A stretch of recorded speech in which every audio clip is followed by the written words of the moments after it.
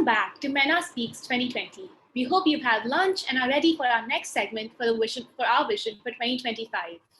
The first half of our session today had over 1,000 viewers tuning in from all over the world. One of the most special parts of Myna Speaks is truly the sense of community we are able to inculcate through our efforts. And we are so grateful to all audience members who have kept the conversation going in our comment section. Our very own Myna team from Govandi, who work extensively on the ground, and are the real source of our strength, who are also able to tune in today from our office in Govandi, with social distancing, masks and all. Here are pictures of them. We would love for you to also share pictures or videos of you watching our conference, and we will feature these in our conference video. Please direct these to our Facebook and Instagram pages at Myna Mahila. Please also continue to engage with us in the chat box, use the hashtags Myna Speaks, Myna Speaks 20, and pledge a period, and we look forward to hearing your perspectives. Moving on to today's agenda, this afternoon we are going to go over Myna's COVID-19 relief initiative, talk about the shifting priorities of officials, non-profits, and individuals during these unprecedented times with COVID-19. We are also excited to launch a special initiative by the Myna Mahila Foundation later today, as well as an exciting segment on what has Myna been up to. We will end the day with a closing note from Mr. Rajiv Kumar and an exclusive question and answer session with the whole Myna team.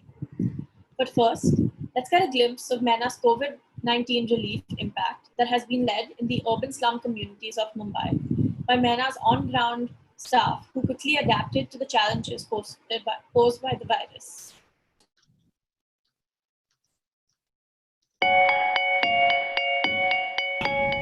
Hi everyone, I'm Suhani Jalota, founder and CEO of Myna Mahila Foundation, an organization located in the Govandi slums in Mumbai, one of the hardest hit areas in the COVID-19 crisis. Since March, Myna Mahila's frontline worker team, led by Archana Jadhav, Archana Amri, and Vaishnavi Adhav, have been at the forefront, going door to door, trying to understand what are the challenges of our daily wages and our slum residents today. Since March, we've launched an 8-point plan to try to support these daily wagers and to support these slum residents based on our findings through these surveys.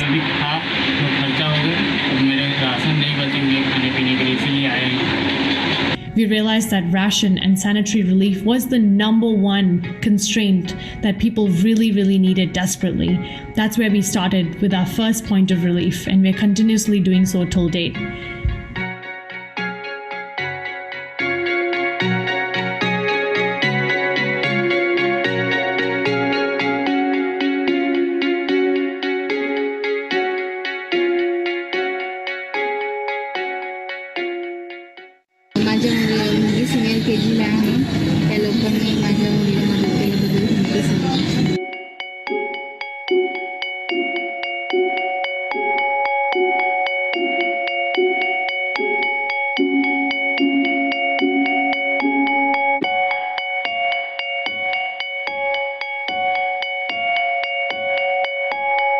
We launched a women's helpline, and this helpline was meant for girls and women to be comfortably able to call us and tell us about any sort of domestic violence, sexual assault cases, or even ask us for relief or anything else that they might need.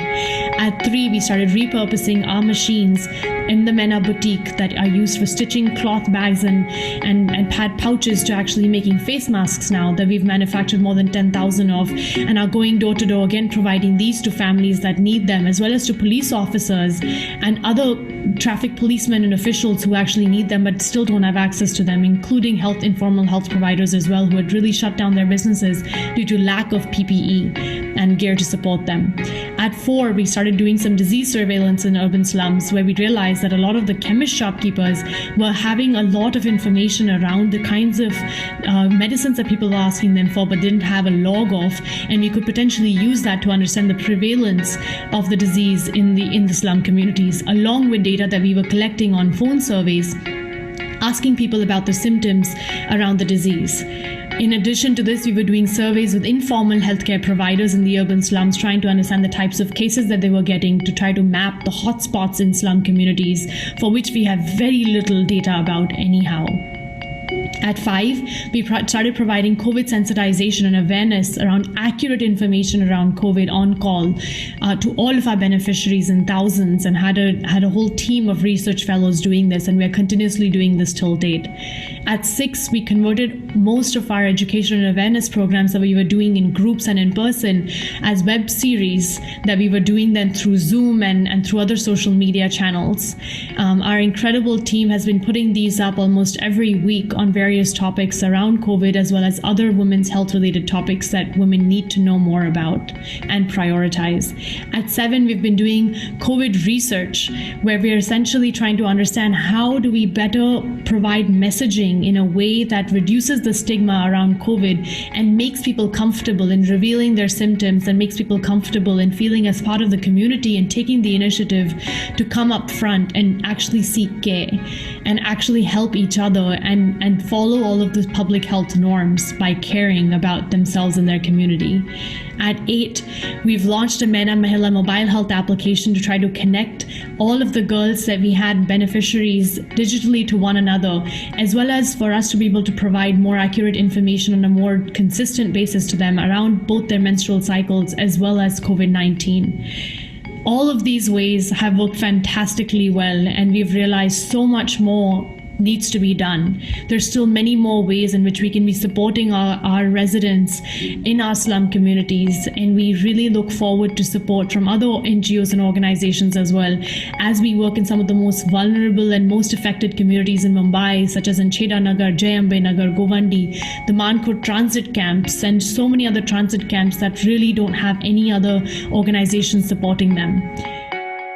We have an incredible team doing this on the ground, and I really want to use this opportunity to also give a kudos to the entire team, as well as to all the other organizations out there providing such important relief work around this time in Mumbai and all over the country and the world today. Thank you so much for listening, and we know that we've only started to get started on this front. We know that COVID and this pandemic and its after effects are here to stay, and we are prepared for that. So we would love to work together to try to make our impact even bigger and try to amplify all the work that we're doing on the ground together. Let's join hands and understand and know that periods don't stop during this pandemic, and that we need to provide as much support and impact as we can to all our beneficiaries. They're looking up to us, and it's our responsibility to be able to support them. Thank you.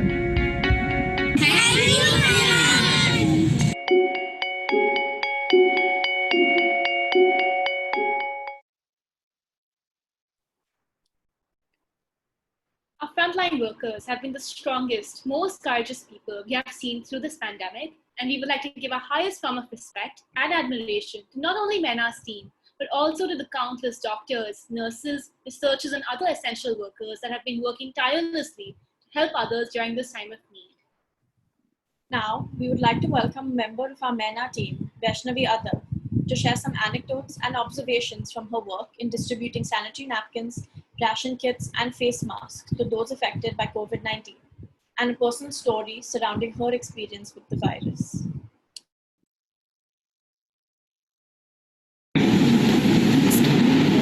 Covid की शुरुआत मार्च महीने में हुई। मार्च महीने में जब ये corona virus का डिजीज जब पूरे महाराष्ट्र में फैल रहा था, तो मुंबई में भी इसका असर काफ़ी हद तक दिखाई दिया। तो हमने 17 मार्च से हमारा ऑफिस हमने 1 हफ्ते के लिए बंद किया। 1 हफ्ते बंद होने के बाद हमें ऐसे इस तरह से सोच आ रही थी कि लोगों में कुछ दिक्कतें बढ़ रही हैं, क्योंकि काफ़ी जो डेली वेजेस वाले काम करने वाले हैं उनको रोज का खाना, रोज का पीना या फिर राशन, वो काफ़ी दिक्कत वाली बात हो रही थी।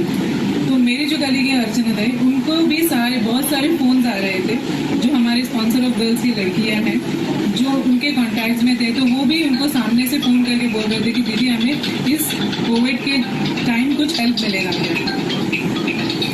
तो फिर हमने सोचा कि किस तरह से इन लोगों को मदद मिलना चाहिए। फिर एक दिन जब हम 21 मार्च को हम जब सब टीम पूरी हमारी ऑफिस आई, तो मेरी कलीग और अर्चना गुड्डा, वो और मैं अर्चना थे, हमने तीनों मिलकर डिसाइड किया कि हम लोगों को किस तरह से बना हुआ खाना प्रोवाइड कर सकते हैं। तो फिर हमने मार्जिन निकालना शुरू किया कि पका हुआ खाना किस तरह से हम लोगों को बांट सकते हैं, उसमें कितना मार्जिन पड़ेगा, कितने लोग तक पहुंचेंगे। फिर सब लोग ने अलग अलग टास्क ले लिए। फिर अर्चना ने सर्वे करने का टास्क ले लिया, फिर बुड्ढा ने खाना किस तरह से मिलेगा वो। फिर हम लोग ने ये एनालिसिस करना शुरू किया कि कहाँ से हम शुरुआत करेंगे।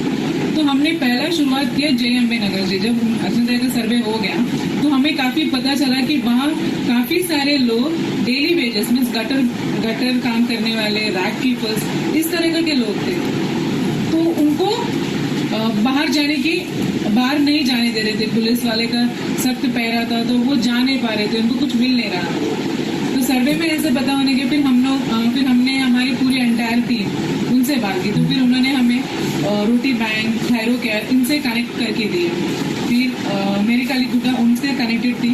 फिर वो हमें जहाँ हमें चाहिए वहाँ हमें खाना वो प्रोवाइड करके देते थे। तो हमें पहली बार हमने ये शुरू किया वो 31 मार्च 2020 हमने पहला हमारा डिस्ट्रीब्यूशन स्टार्ट किया JMB नगर, जो हाईवे लेन पे पड़ता है। वहाँ टोटल 250 से 300 फैमिली रहती है जो डेली वेजेस पे काम करती है और रैक कीपर्स है। तो वहाँ से हमने पहला हमारा फूड पैकेट्स बांटना शुरू किया। तो उस टाइम पे हमें कुछ 400 या 600 फूड पैकेट्स मिलते थे। तो हम हर एक फैमिली में कितने मेंबर्स रहते थे उसके अकॉर्डिंग हम उनको डब्बा प्रोवाइड करते थे। तो उस तरह से हमारी दो टीम बन गई, एक मेरी टीम बन गई और एक अर्चना राय की टीम बन गई। और बुड्ढा जो थी वो हमारे फूड पैकेट्स हमें जहाँ हमें अवेलेबल चाहिए वहाँ वो हमें अवेलेबल करके देती थी। तो हम तीनों जन इन 3 पार्ट में डिवाइड हो गए। फिर एक पार्ट उन्होंने कवर किया, फिर एक पार्ट हमने कवर किया। तो जब हम बांटना शुरू होते थे लोग काफ़ी थैंक्स बोलते थे। वो बोलते थे कि आप हमें हमारे घर तक आप हमें खाना दे रहे हैं, तो आप सिर्फ एक ही टाइम खाना दे रहे हैं, अगर आप हमें शाम का भी खाना देंगे तो काफ़ी हेल्प हो जाएगी। तो ये भी बात लेके हमने जब हमारे एंटायर टीम के साथ जो टीम मैनेजमेंट टीम के साथ हम गए, तो फिर उनसे फिर उन्होंने एक कोविड करके हमने एक मुहिम शुरू किया। उसमें हमें फंड्स रेज करना शुरू किया। फिर अकॉर्डिंग टू दैट हमने जितने भी फंड्स हमें मिलते थे फिर हमने राशन कैसे देंगे उनको, वो राशन उनको प्रोवाइड करने का शुरुआत किया। तो शुरुआत हमने 250 फैमिली को देना शुरू किया। तो फिर नियरली हमने 750 फैमिलीज को राशन दिया। और अकॉर्डिंग टू दैट हम काफ़ी लोगों को क्लोथ भी डिस्ट्रीब्यूट कर रहे हैं। इस दौरान हमें मास्क और फूड पैकेट्स, क्लोथ और राशन डिस्ट्रीब्यूट करते वक्त काफ़ी लोगों का अच्छा रिस्पॉन्स था। काफ़ी लोग बहुत हैप्पी थे। उनको ऐसा लग रहा था कि हमारे डोर स्टेप तक आके लोग हमें इतना हेल्प कर रहे थे। तो काफ़ी लोग हैप्पी थे। उनका कुछ लोग तो ऐसे थे कि वो हमारे पैर पड़ते थे, वो हमारे हाथ जोड़ते थे कि आप कितना अच्छा काम कर रहे हो, आपको दुआ देगी, आपकी ऑर्गेनाइजेशन काफ़ी बड़ी, ऐसे इस तरह से दुआ देते थे organisation. Thank you.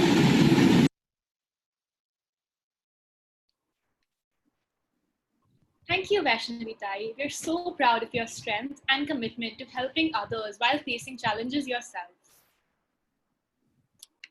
This brings us to our second panel of the day, taking our conversation from the first panel around setting the women's health agenda to understanding how the ongoing pandemic has altered it. So for our pandemics and priorities panel, we bring distinguished speakers from diverse backgrounds to discuss what is the effect of the pandemic on the goals of the women's health agenda. Our moderator for this panel is Ms. Arundati Muralidharan. She's the Manager Policy at WaterAid India. At WaterAid, she works on building intersectorial linkages between water, sanitation and hygiene, WASH, and health and nutrition through evidence-based policy advocacy. She's a passionate advocate of menstrual health and hygiene in India, an issue that she has been working on for 15 years through programs, research, and policy work. She coordinates the Menstrual Hygiene Alliance India, an interagency advocacy group for menstrual health and hygiene. She has a master's in social work and a doctorate in public health. On this panel, she will be joined by Dr. Rama, Shyam, who serves as a director with SNEHA's adolescent and youth programs. She's an ethnographer by training and has over 18 years of experience in both grassroots and international organizations, working in the development sector. She has played a key role in consolidating both quantitative and qualitative evidence-based learning on adolescent and youth programs, and regularly contributes to advocating integrated adolescent programs across national platforms. Mr. Sahil Chopra, who is a youth advocate who is inspired by young people's enthusiasm, resilience, and the ability to experiment with new ideas. He is leading the school health program portfolio of the NISHTHA program at JHPIEGO. He has more than 8 years of experience working with central government and international organizations. On this panel, we also have Mr. Dilip Kumar. Mr. Kumar is the co-founder and CEO at the Sukhibhava Foundation and is also an Acumen Fellow. Sukhibhava is a non-profit that works towards making menstruation a non-issue in marginalized communities across India. They have worked with over 160,000 women and girls across 8 states in India and have also launched a virtual intervention in the form of a helpline in response to COVID-19 called Hello Sahil. On this panel, we also have Ms. Lara Gulia. Having specialized in social work, counseling, and psychology, she has been working in the development field with Tata Trusts for the last 5 years. She initiated the Menstrual Hygiene Management Program, focusing on normalizing menstruation in rural interiors of the Tata Trusts in 2016, which has now covered over 1 lakh beneficiaries, both male and female. And last, we have Ms. Nirmala Nair, who is the founding partner at Kaboom Social Impact. Kaboom is a creative agency that accelerates social change and people's movements, applying human-centered design to create relevant yet entertaining content. In the past, she has designed several campaigns, trained community media professionals, and introduced and directed documentary films. Nirmala led the campaign for the Menstrual Hygiene Day in India with and for Wash United, creating a space for millions of young urban Indians to have a conversation on the much hushed issue. She is a She Create Change Fellow with Change.org and has an ongoing petition to make education about menstruation compulsory in schools across the country. We would like you to post your questions in the Facebook comment section for all of our panelists. Over to you, Arundati. Thank you so much, Prisha, and a very good afternoon to all of you who have joined us today. We're delighted that we have such a great panel that's going to be discussing the importance and the challenges that the health of adolescent girls and women face during the COVID pandemic. We don't only want to focus on the problems, which I think that a lot of us have been deliberating on for the past few months, but we'd really like to hear from our panelists on the various types of solutions and way forward. So we're going to start focusing on that. So we're going to just hop right into it. And we're going to begin with asking you, Sahil, from JHPIEGO, that in your experience, over the past 3 to 4 months, how can you just very quickly tell us and put into context for us how the COVID pandemic has really hit the delivery of sexual and reproductive health services for adolescents as well as for women in the country? Yeah, thank you so much for having me here. And hi, good afternoon, everybody. So I think so there is no doubt that COVID-19 pandemic has really affected the health services, and it is being contributing to disruption of health services. So for instance, like there are emerging evidences that are coming, and they are suggesting that there is a confusion in the community level, which services are still open in the public health facilities. Secondly, there is a fear and anxiety of using those health facilities. And thirdly, even there is a lack of transport to even get to those facilities. And of course, there are certain myths and misconceptions around there. So recently, a public health organization, global public health organization, they have recently came up with an estimate that if there is a disruption of, even there is a 10% disruption in the health services, it is going to, give us around millions of unintended pregnancies, and they are going to add additional 49 million women with an unmet need for contraceptions. To put this in Indian context, so we have been recently done an analysis of HMIS data. I may not be able to give you a whole story, but I just want to touch upon a glimpse of that part of the story. And we have been doing that analysis, and the preliminary analysis of data suggests that there's a huge interruption. For instance, like family planning acceptors. So there's a decline ranging from 16% in one state to 93% in other state.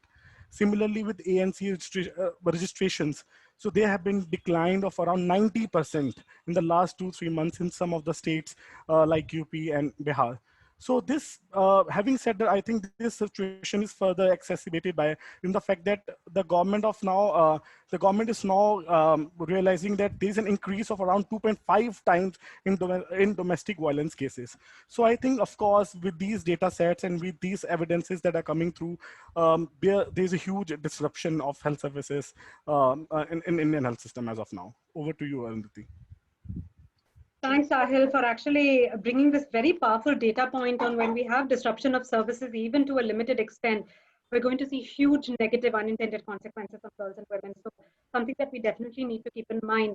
And drawing upon this, Rama, based on your work with SNEHA in urban slums, how have you seen this pandemic affecting the reproductive and sexual health of the girls and women you've been working with? And what are the insights?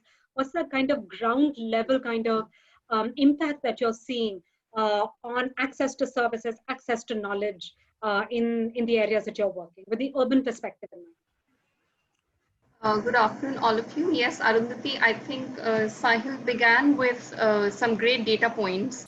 So I think instead of going into the statistics right now, as you mentioned in your questions to me, I would jump into what has been happening at the ground level, really. So I would like to begin actually with two aspects. One is, of course, the aspect of nutrition. So we realized no schools imply no nutrition in a large sense, especially for adolescent girls, because then you do not have access to the midday meals. When we started working in the informal settlements in the slum communities of Bombay, we realized that the ICDS was completely missing. The Integrated Child Development Scheme, which is actually responsible for nutrition of not just pregnant women, but also children in the age group of 0 to 6 years, as well as adolescent girls. So that was a big chunk missing in terms of nutrition. The other aspect that we came across, which ties into SRHR, sexual and reproductive health and rights, was the complete gap of any kind of provision related to iron and folic acid tablets for adolescent girls. Thirdly, what really jolted us was the inadequate access to sanitary napkins for young girls in a pandemic situation. So while most people and a large segment of the civil society, I must say, concentrated on rations, getting food to reaching home, I think somewhere we tended to forget that we do continue to get our periods, on a monthly basis. And I think when we insisted with one of our donors that we do want to include sanitary napkins in the ration kit, I think we kept getting calls from young girls saying that, this is the first time somebody actually thought about this, and we are really grateful. The last bit that I wanted to bring in here was inadequate access to friends, limited conversations about sexual and reproductive health and rights at homes, in very small homes, where in any case parent-child communication is prevails as a huge gap. So I think these are some of the issues that I wanted to foreground for today's conversations, and we can definitely come back to the nuances later. And this communication gap and this inability to meet friends, talk to them, access the non-judgmental spaces that were open to young girls by virtue of being part of civil society networks has been a shocker for many, many young people that we have worked with. Thank you, Rama. And you've actually brought out two really critical points, which we can pose to two other colleagues that we have on the panel. And that is, one is of how existing resources have been diverted, and how can we, and what have been the issues related to that. And the second one is the importance of support systems and networks, especially for young people, in both offering that kind of psychosocial emotional support, but also access to information and needs. So thank you so much for bringing that up. And on the point of resources, I'd like to bring Lara in, Lara from Tata Trust. So Lara, we've seen that resources have been diverted. and the pool seems to be shrinking. Now, how have you seen changes in the funding scenario, and what, according to you, has been the impact of this when we're trying to transact programs on the ground? Thank you, Arundati. So I think women's health and hygiene as a whole has gained significant momentum in the last 2 years, before the pandemic also. And it's also something that during the pandemic is in the highlight. It's not something that is being pushed aside. And there are lots of CSRs and other organizations, donor organizations, for whom women's health and hygiene is a priority in their annual work plans or at whatever stage.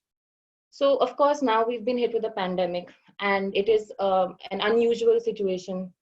And most of the focus of everyone's is going into COVID relief effort, which is actually the need of the hour right now. But within COVID relief as well, if you actually look at it, hygiene is primarily the key message which is being promoted, because it's about, if you're talking about knowledge or behavior change, hygiene is the primary interface which you want to convey to your last mile beneficiaries, etc. So the hygiene can be from hand washing with soap to surface hygiene. And I think equally important is menstrual hygiene within this. So primarily, if you look at, I'll take you back to the point, but I'll just give a context. So if you look at menstrual hygiene, the primary need is essentially a clean menstrual absorbent, which is what everybody has right now.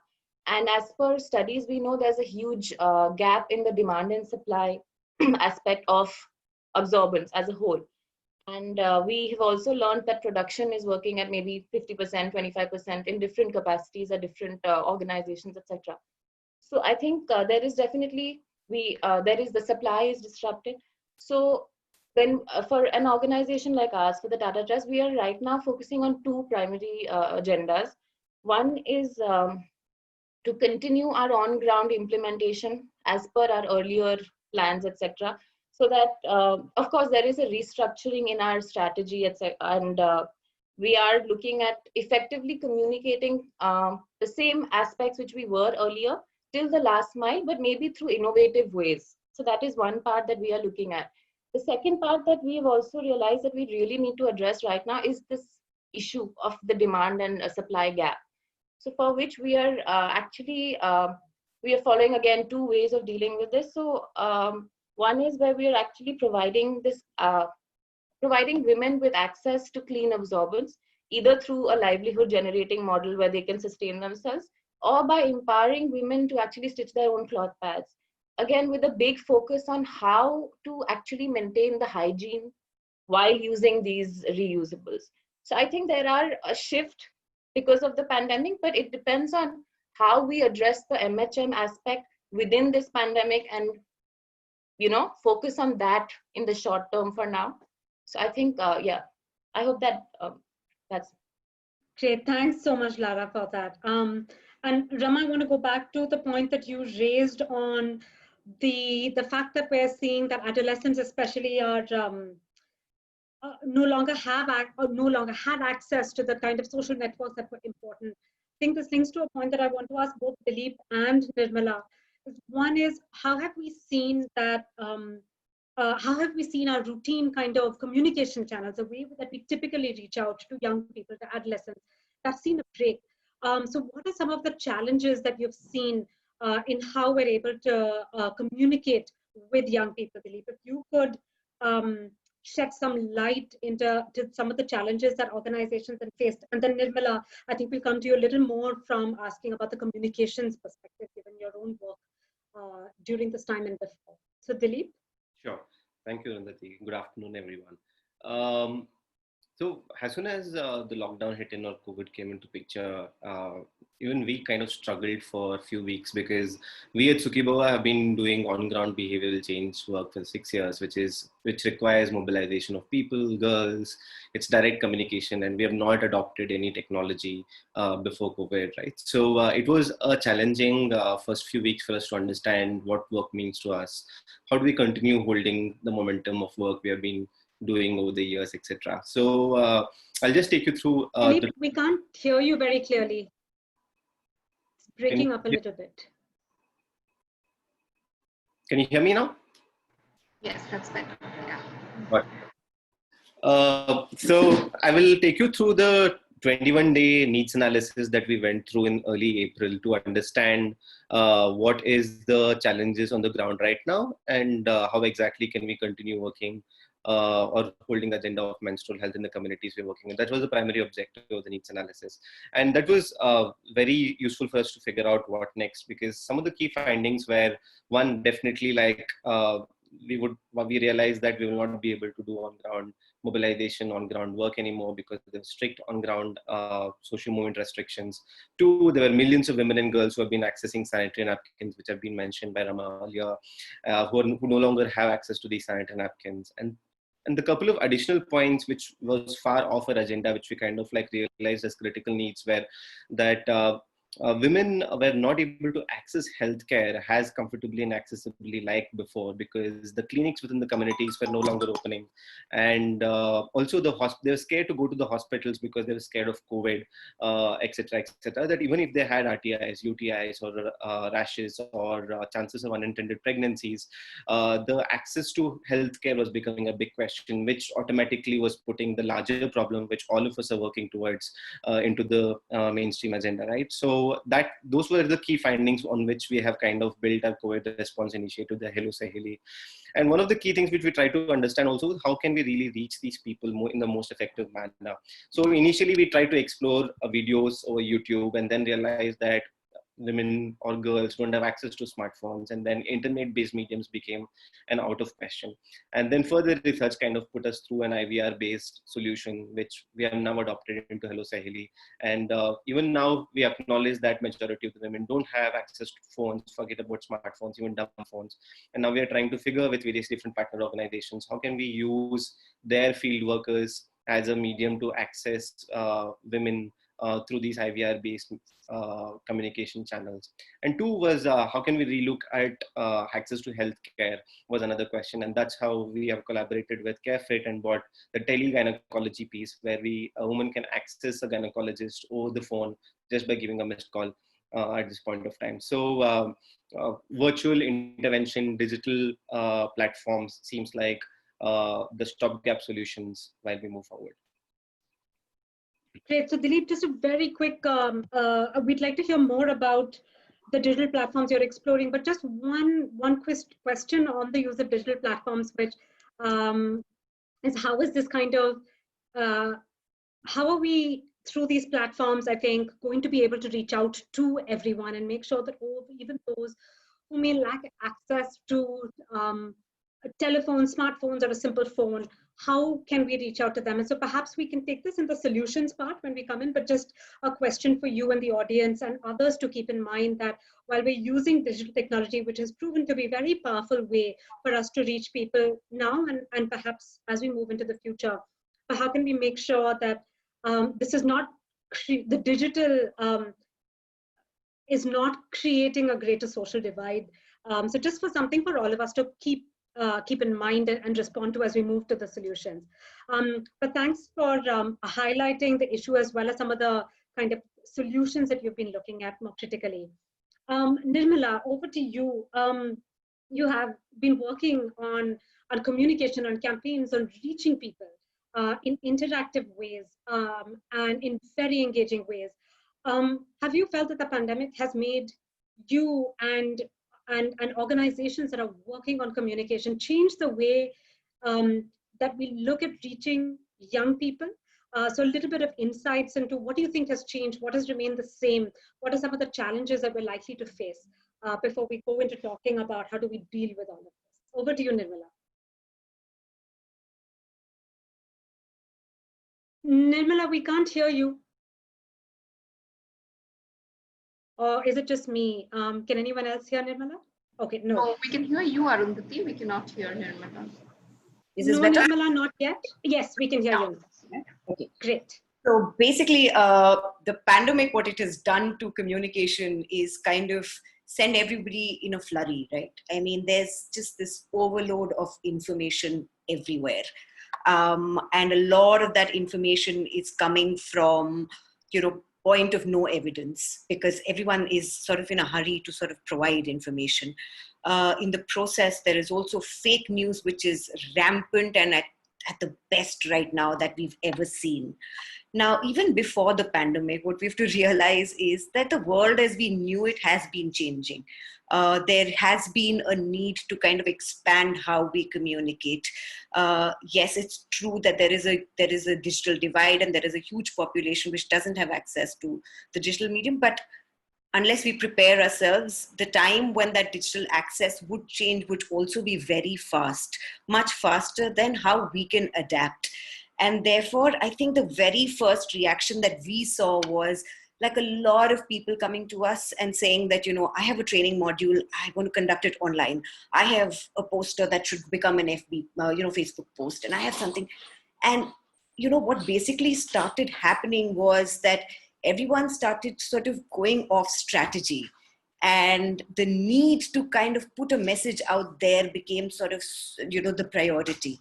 And I think a lot of times we ourselves said that we need to step back. We need to step back and really look at what is it that we want to say. The most trusted of organizations have struggled through this pandemic. They've gone back and had to kind of, rework on their messages, and they've had to go back and take back something that they've said. Therefore, we have to be extremely careful.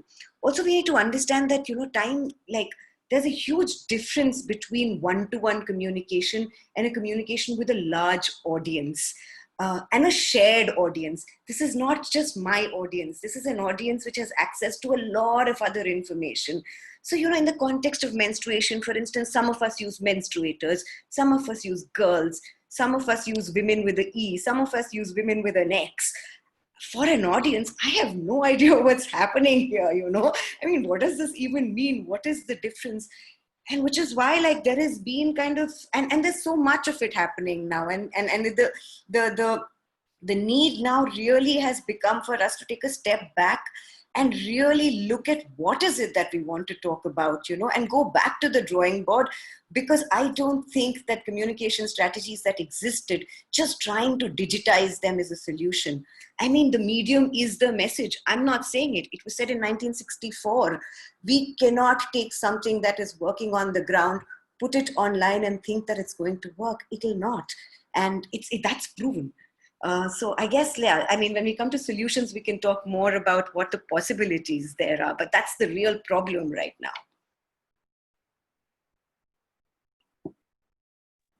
Great, thanks, Nirmala, for raising. I think you've touched on issues related to information fatigue, false information, how that's spreading, but also I think this really critical thing of how we're viewing communication strategies and the way we're communicating and what we have simply as we're doing our IPC cannot be just turned into a digital poster. But then many of us organizations, I think, are unprepared, and we don't have the skill sets within our organizations to be able to think through how we're communicating through different digital mediums. So really great points that you've brought up. Thank you for that.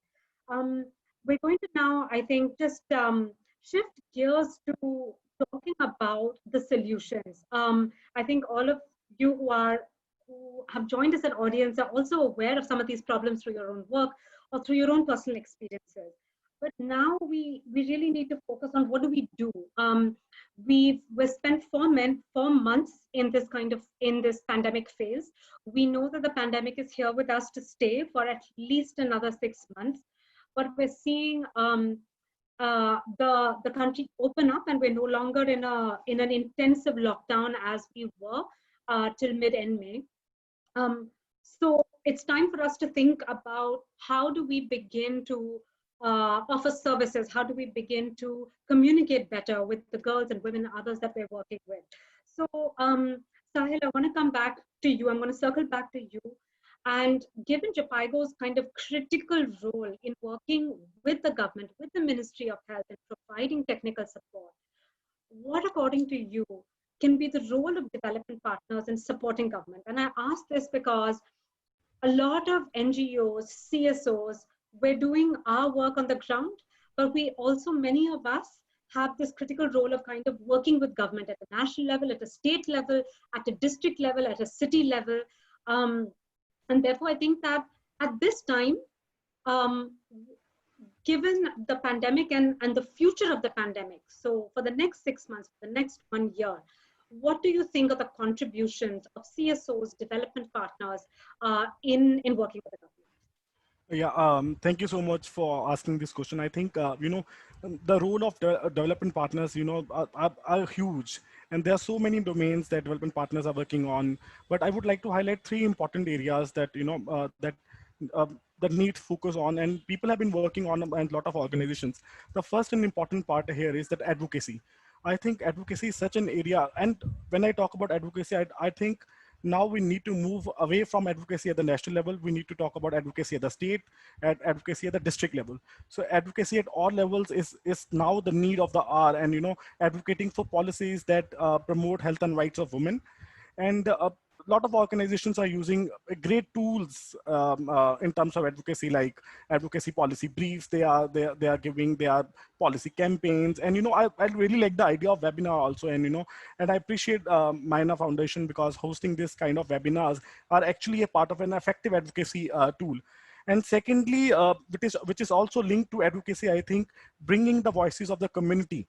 So I think that second area is not only bringing the collective voices of community. I think it is important to amplify those voices also, which is very, very important, because maybe policymakers at the national or state level may not understand the actual needs and wants of the communities, especially the vulnerable section of population. So I think the second point here is regarding collective voices of communities. And third, I would like to point here is that as far as JHPIEGO is concerned, so we have been we have been strengthening states in health system strengthening part of it. So recently we have been able to train around 60,000 frontline workers through Zoom, Google Meet kind of a platform. So I think, I would really like to talk about the digital health part of it, because we have been thinking of digital health intervention as a single, but they are not. But digital health intervention is not. It's not a single. It should be seen as a collective response. So I think the third part I would like to elaborate more on. The development partners are working on different fronts, like they are trying to reorganize how the services will be provided in this kind of pandemic, and they are moving consultations from face to face to the phone. And also there are organizations, they are working on other domains, like they are trying to find out the consequences or maybe the evidences around what is the impact of the social, political, or maybe economic responses to those pandemics. So with these words, I think these are the three major roles that development partners can play. Over to you. Great. Thank you, Sahil. Okay, so I'll come back with another question, Sahil, also depending on what the audience asks. So I'm gonna go to Rama now, and Rama, I think that can you tell us a little bit about how SNEHA has responded, and how you think that there is this need for programming to continue, but for programming also to be more dynamic and more responsive. Otherwise, I think as organizations, we have our set work plans, as we call them, but we've also realized that these work plans often just go to the wind when we're faced with such a situation. So, so I think that, I'm not sure if dynamic is the right word, but I think dynamic and progressive, responsive. So if you could shed your lights on what SNEHA has done, and how maybe you're changing the way that you're looking at programming as you're moving forward.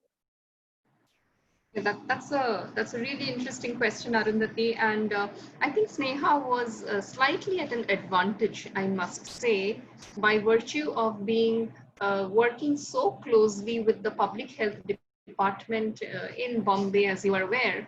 So we were at an advantage, because I think by the 6th of March, we had an inkling of what was coming up, and that really helped us strategize very quickly. The turnaround time for us was very quick.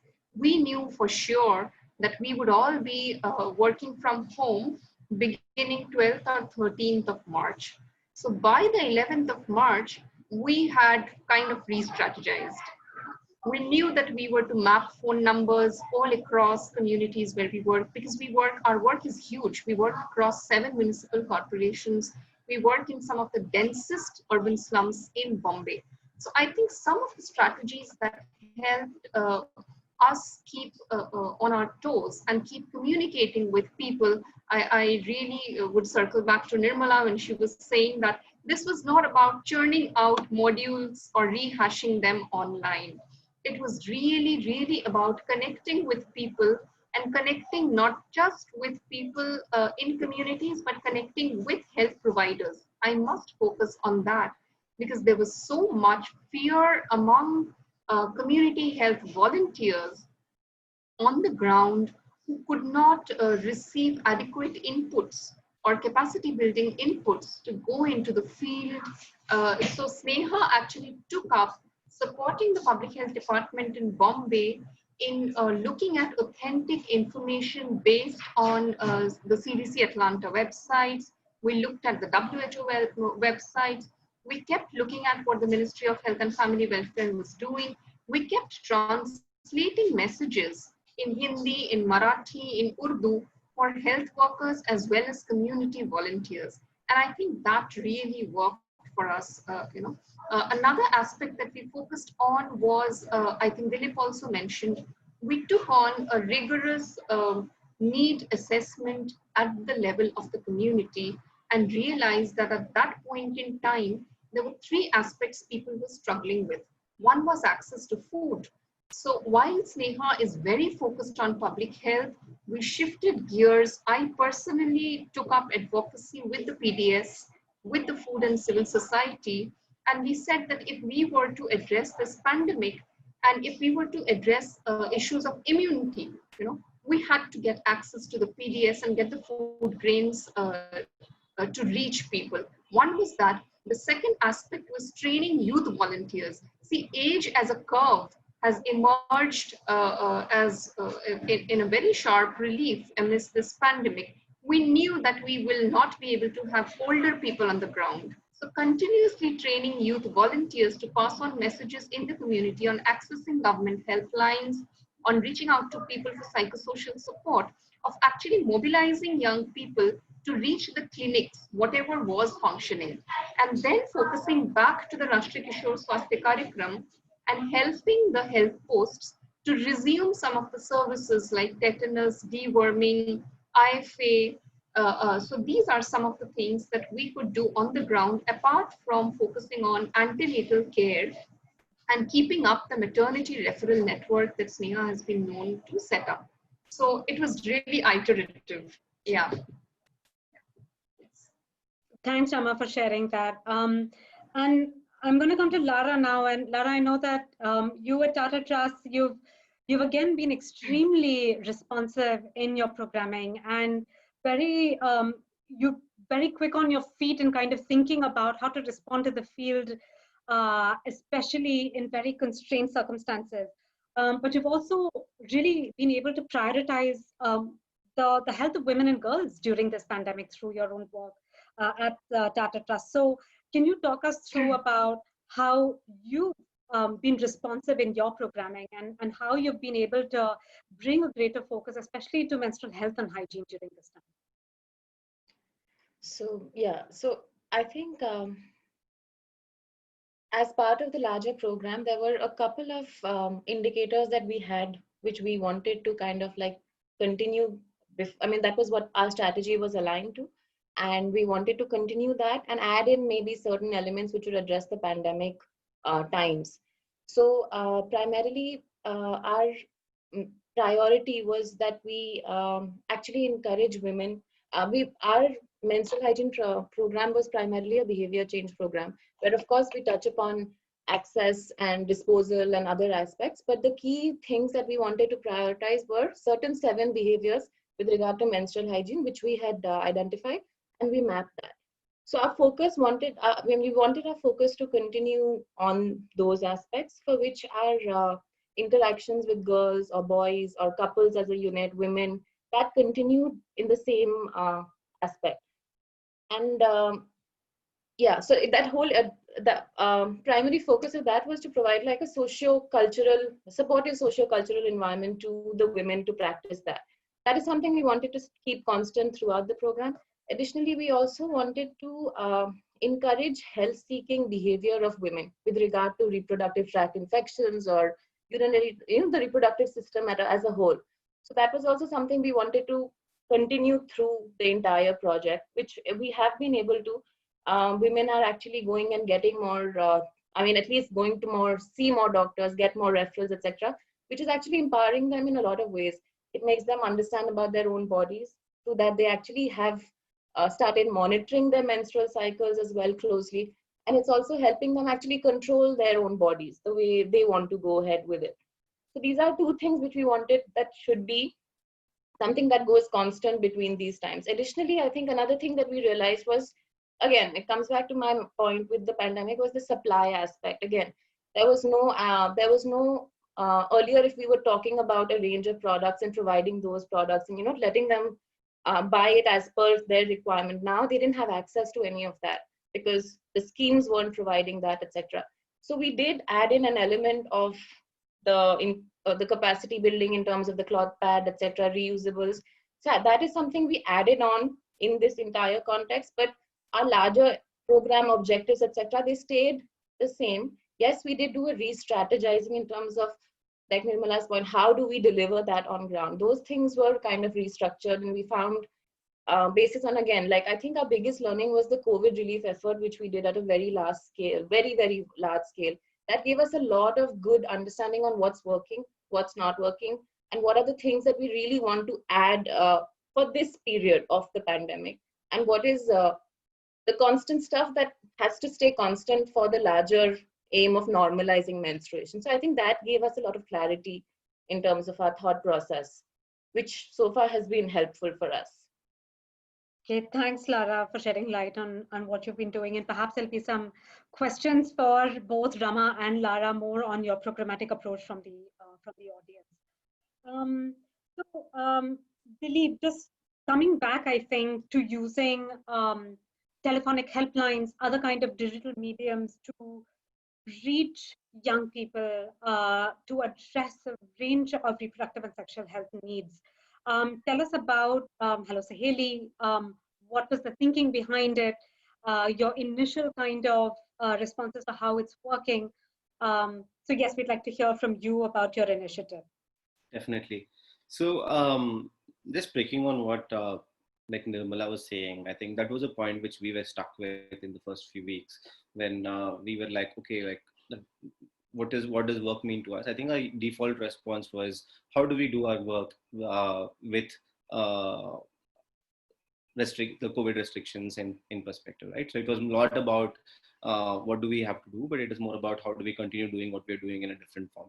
But the needs analysis kind of like brought a lot of perspective for us to understand that, okay, like why are we doing this? Why does Sukhibhava exist? Why are we working on menstruation? It's not just about menstruation. It is about women's health. It is about gender equity, right? So that kind of like gave us a lot of perspective to say that, okay, like what we have to do now has probably an opportunity to evolve, or there is a critical need for it to evolve. Because if we get stuck with what we have been doing for the last 6 years, probably the ulterior objective around why we started doing what we started doing might not be achieved, right? So that led us to like broadening a whole lot of our scope of our work through Hello Saheli. And in terms of just relooking, there are 4-5 pillars around which we kind of like relooked what work means to us. One is, it's not just about continuing what we have been doing for the last 6 years, but what are the critical needs right now? Like we have been doing like 6 sessions with women and girls over for 1.5 hours. We can't deliver that content right now. But what is that critical key insights that how can women manage menstruation with the constraints that COVID has brought in? That is one critical. So what are those critical key insights that are required to be delivered? And two, like Rama was saying, that people miss the safe spaces that they were reaching out to earlier. There were no Asha workers, there are no Anganwadi workers, there are no schools anymore.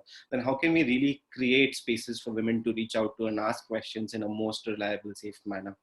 So those were the pieces around, and the third piece is the health, which I've covered earlier, around accessing health has become a big challenge. So those were the critical needs that we kind of worked upon. And second is, in the communities that we have been working for the last 6 years, the challenge is also that now it's by default, women can easily deprioritize their own health with all the other challenges that COVID has brought in. So how do we continue to hold some momentum around the behaviors that have been triggered over a period of time was another thing. That is not just from a Sukhibhava's perspective, but also from an ecosystem's perspective, that we have brought the menstrual health agenda so far over the last 10 years that it's easy for us to like just go back in time by prioritizing other things. So how do we as an ecosystem hold that agenda more strongly?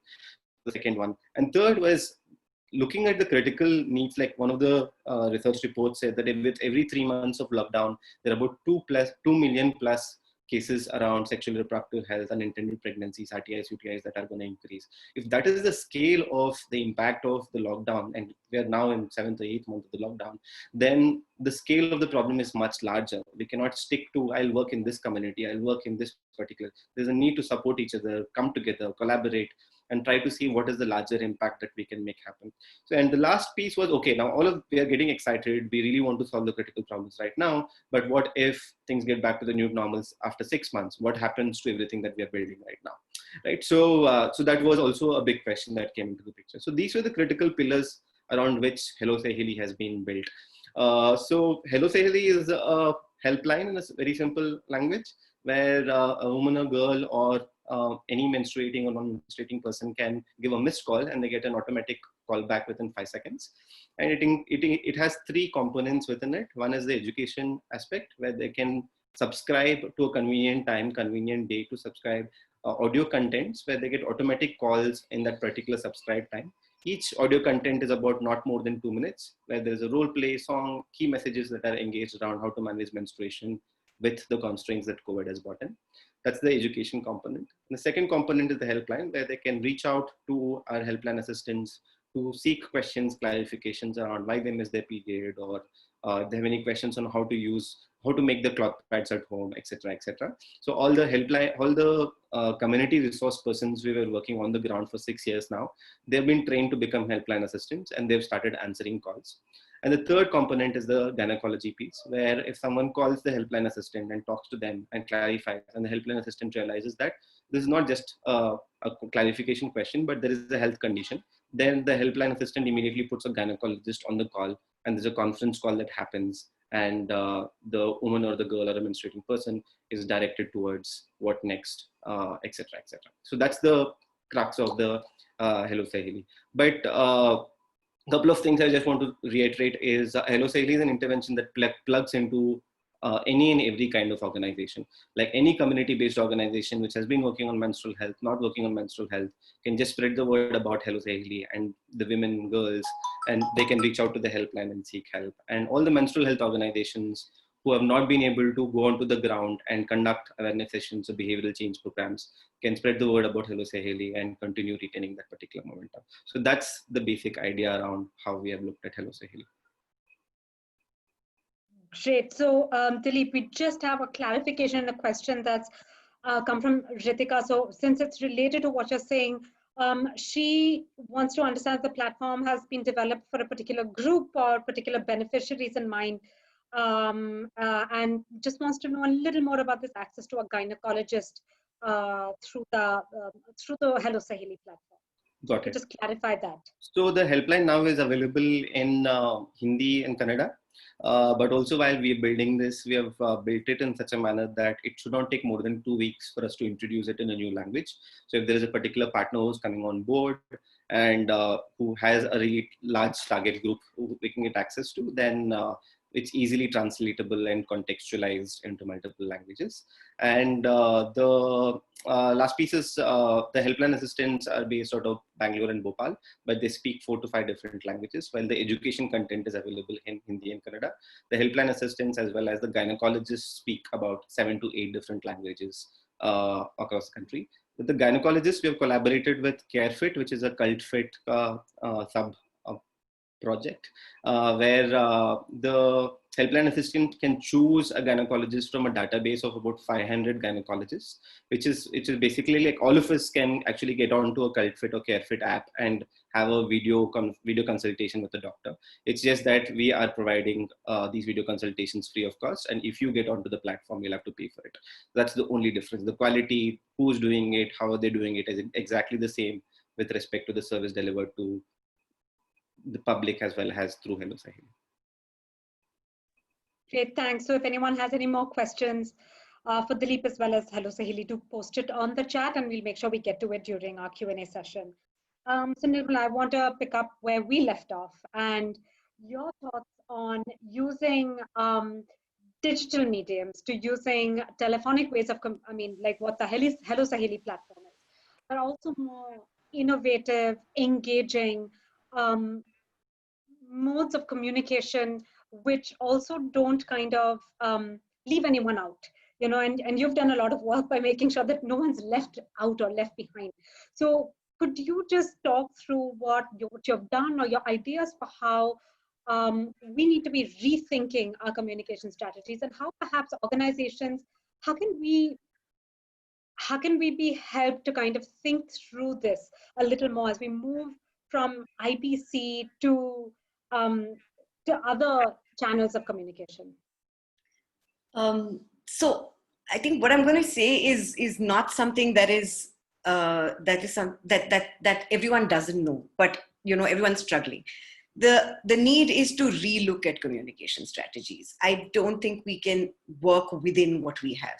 We need to become more agile, because this is the new normal. There are more such things that are going to happen. We need to also become hybrid in everything that we do. To believe that only IPC would work or only digital would work is not going to happen. Digital is not the solution to everything.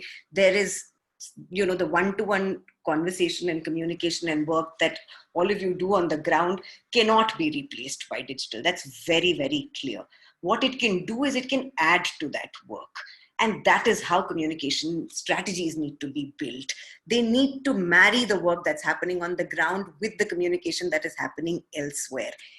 Right now, the work that happens on the ground is looked at by the program people. Digital strategies looked at by the communication people. There's very little sort of connection between the two. I think that it's time that we start relooking at all of that and really start building strategies which kind of marry all of these together.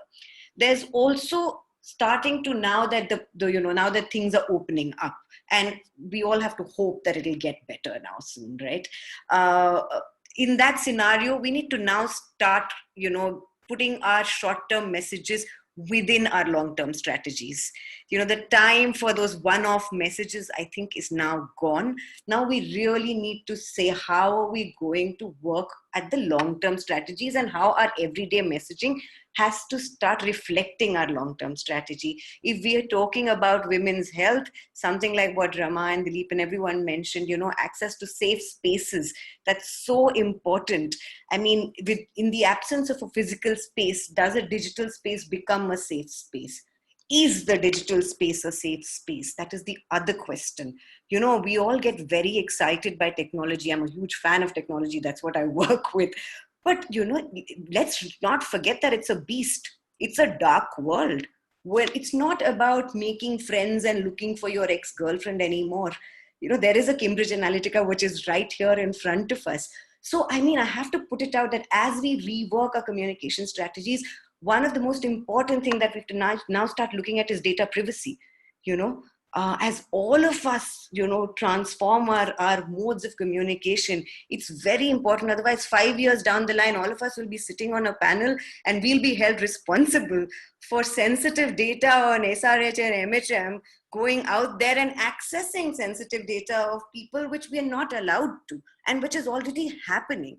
So I think already these communication strategies need to start looking at what is going to happen. The effect of the pandemic is in millions, as everyone quoted the data. We're going to face the impact of that next year and the next year, right?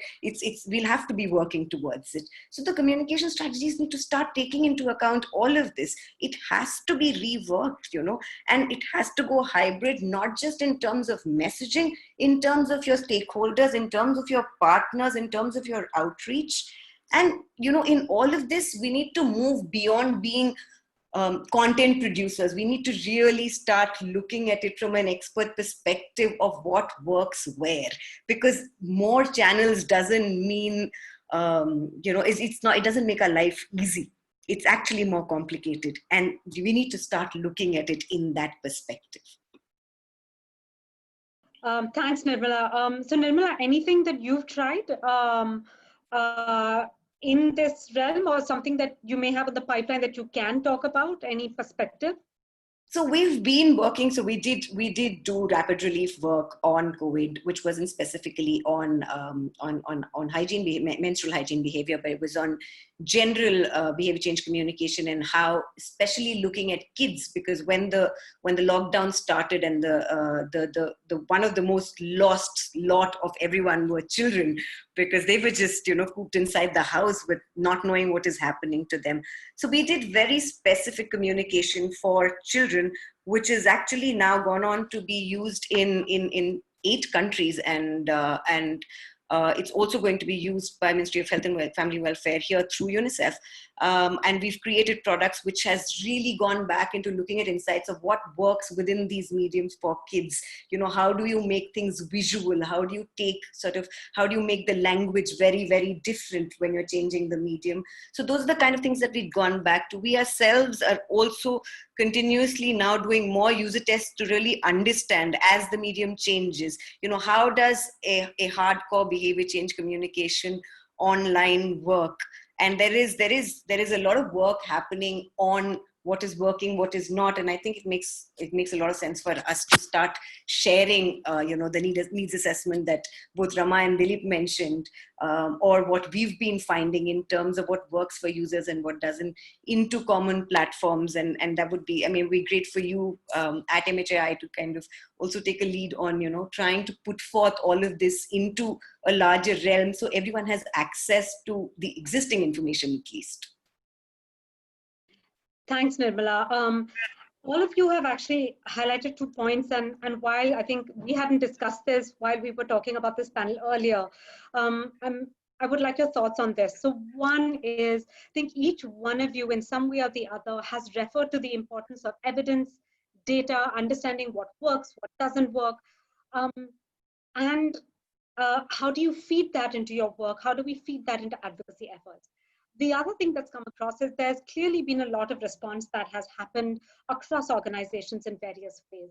And it's kind of brought out, there's lots of resources that are out there, but how do we do this kind of cross-learning? How do we do this sharing? How do we begin to collaborate, even if it is about at the knowledge level of, hey, we've tried this here, this is what's worked.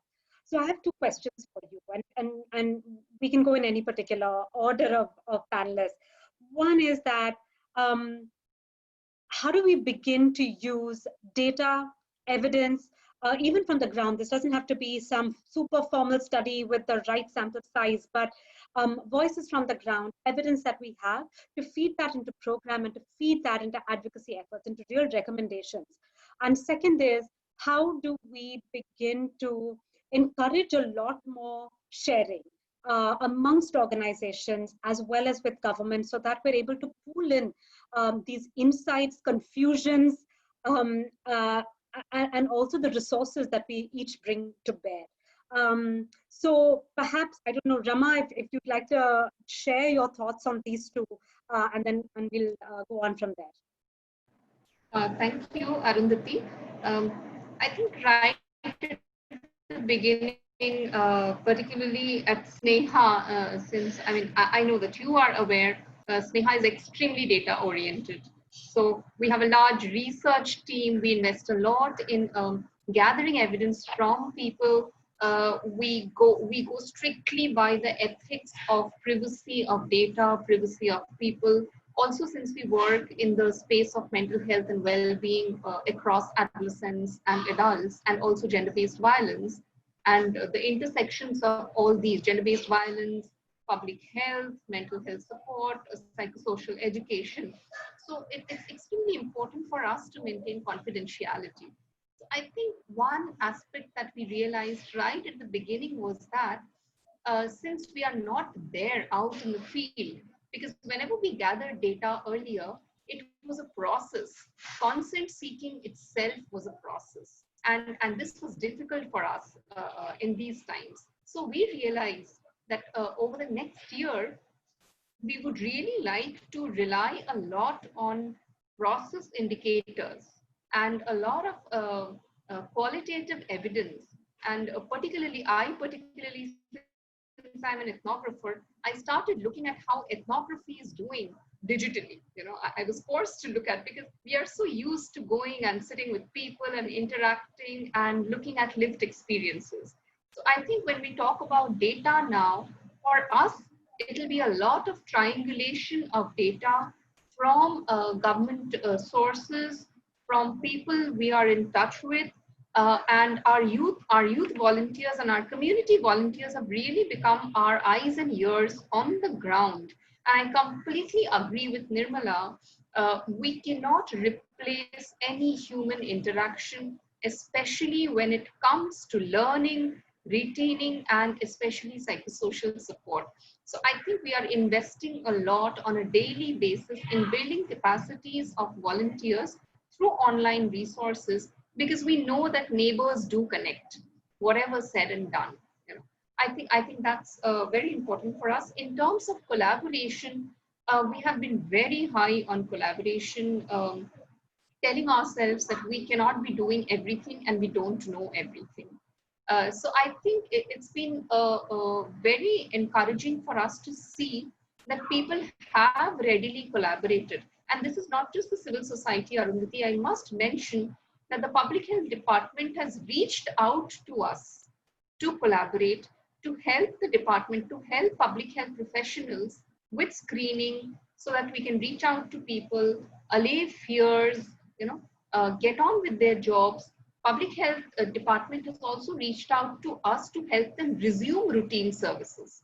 So I think collaboration should be at a deeper level and not just at the transactional level, because I think there was a narrative for the past few years where all of us would think about what is in it for me.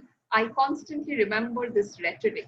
I think the pandemic is, at least for us, has helped us move beyond what is in it for me. Rather, it has been a shift towards what is in it for the world. And I think that is one key takeaway from me. The last bit for us was, especially in the space of menstrual health and hygiene, it has worked that we are encouraging young girls to write it like a journal. It is a menstrual diary that they maintain. And we are now being able to engage them in a group online session to anonymously share their experiences and their concerns and problems.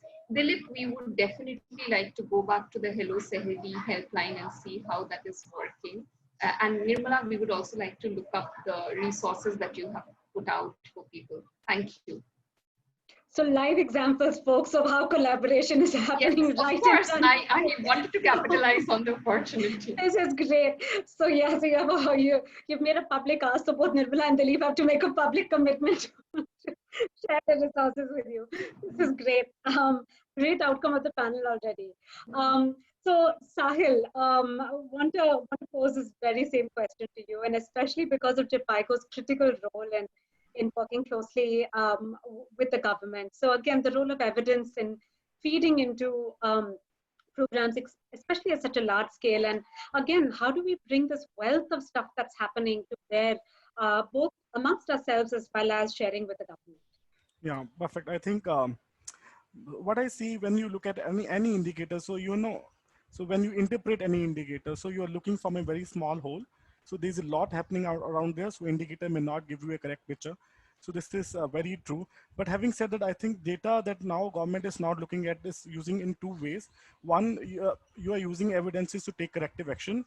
And the other is that we are using data to take predictive analysis. That now, since COVID-19, people have now been talking about many talk about how the curve is going to flatten, whether the curve is going to flatten after 14 days, after 20 days, after 25 days. People have been now talking about predictive analysis. But I would like to point out one very, when we talk about data, evidences, organizations are okay. They have the capacity to generate data, they have the capacity to analyze those data. But when we talk about health systems as such, when we talk about health facilities, when we talk about state health systems or district health systems, they do not have the capacity to to analyze those kind of data sets. So I think first very important point here is that we need to create a data literacy. As far as below is concerned, for instance, like, at the lowest level, I think to generate some insights from the data, I want, I recommend that health and wellness centers at the lowest level, community health officers present at the health and wellness center should analyze data of his or her own communities. So I think this is very, very important.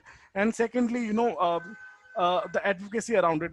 Various organizations have been doing various studies, but there is no point where is, they are synthesizing that information or they are synthesizing that learnings. So I think it is very important that all the organizations who are working on a similar agenda should have a collective voice, should be independent enough or should be transparent enough to share their own data sets, and they should have a collective voice for the government, because government is very keen, as far as our experience with government, because we have been working very closely with government, and whenever anything related to data that comes up which provide good evidences, the government is very keen to take it. Government is looking forward for the organizations to give us some of the data so that they can, they can take some corrective actions. For instance, like, recently government of India released RMNCS plus a guidelines for continuation of services.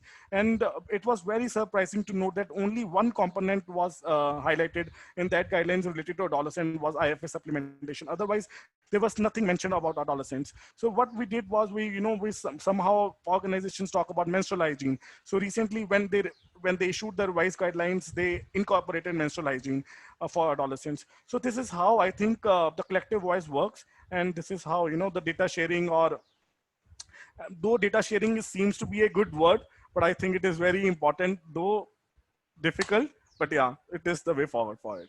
That's it from my side. Yeah. Okay, thanks, Sahil. And again, I think a very good point for those of us who are here, that if we have data, if we have insights, it's something that we should begin to actively share with government as well. So a good takeaway for us. Lara, your thoughts on this issue? Thanks, Arundati. I think I agree with both what Rama and Sahil have said. They've kind of covered most of the things. But I think another thing that we have learned is, because we are working in 8 states with in rural areas. So the role which the block level government officials can play is very, very big comparatively. And for that kind of an audience, we actually use maybe one geography as a pilot, we demonstrate, and then we push that forward.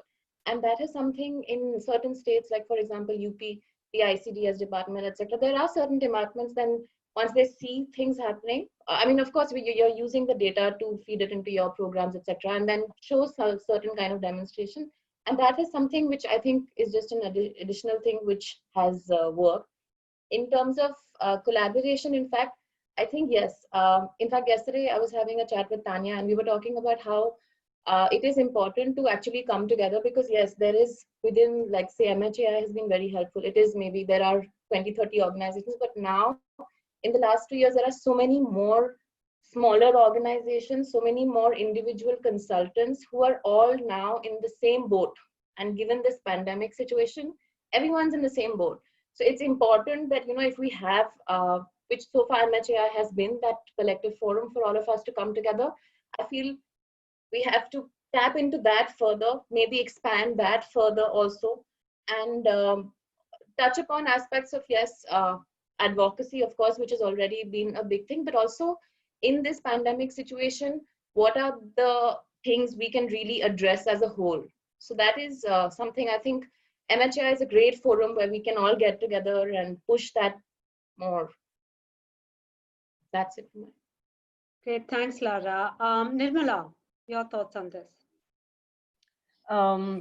I think Sahil's points on data are sort of so important, and like he sort of ended that, it's easier said than done. But I think that there needs to be a start, and this point probably is a good point. Having said that, I think when we talk about sharing insights, sharing, the knowledge, I have to be very clear as a communication person. I'm not saying that we share content. Just because someone has created a film in Tamil Nadu, we think that it's going to work in Punjab. It doesn't work like that. We should stop making that effort of trying to share each other's sort of content with each other, because it needs to be rooted in strategy. It needs to be rooted in what is it that you're trying to do. And therefore, what is important is the insights. the learnings, those become really, really important. And those, I think people are also, it's also easier for everybody to share that, because it's kind of, it's more sort of open-ended, and it's not something that, you know, you've created. It's something that is out there in the public realm. Therefore, I think that is what needs to be sort of, needs to become the focus, and that's where data sets come from, really. And how do we sort of start translating these into data sets? I mean, that's a big question, and that's something that we're all now struggling and keep going back, like while we create data sets, just keep remembering that they are very, very important, and we need to be sort of treating them like, you know, precious things. Great. Dilip, Yeah, the last one to share your thoughts on this point. definitely. So with respect to evidence building, I think one thing that we kind of have learned over the last, since the lockdown has come into picture, is we initially struggled really to pitch this menstrual health work as COVID response, because no one would really look at this as, particularly because we're working on education, awareness, behavior change. No one would look at this as like a requirement right now. Like there were funders who actually dropped out because they wanted to give their money to some other critical COVID response work, right? So I feel evidence building with respect to building a narrative is very critical right now, with respect to understanding how has COVID impacted menstrual health work, how has COVID impacted sexually reproductive health work. When we have this meta level reports which say that every 3 months there are 2 million cases that are coming around, there is nothing contextually available right now, which has always been the case with menstrual health in India. We have always struggled to build contextual data, but I feel that was what will go back to the first question Arundati you asked Lara, in terms of how funding is kind of being redistributed. Unless we are able to build evidence around evidence around how is COVID menstrual health, and it will become super difficult for every menstrual health organization to continue doing what they have been doing over the last few years.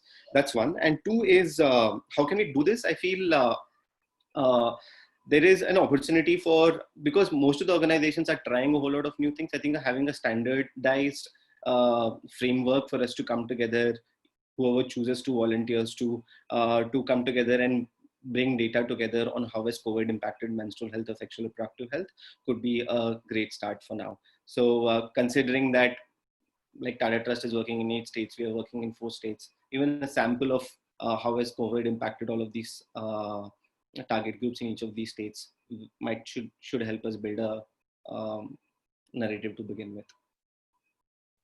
Thanks, Dilip. So we have just about 6 to 7 minutes left for the panel before we open up to Q&A. But I'm going to ask for your last closing thoughts on a critical issue, which again, I think all of you have alluded to through your conversations, and that's the role of financial resources and donors. And I'd like you all just to have one closing thought and one closing ask, that what would be our ask to donors in terms of continuing to prioritize girls and women's reproductive and sexual health, which includes various aspects of SRHR, including menstrual health and hygiene. So one kind of critical ask that you have for donors to keep that priority going.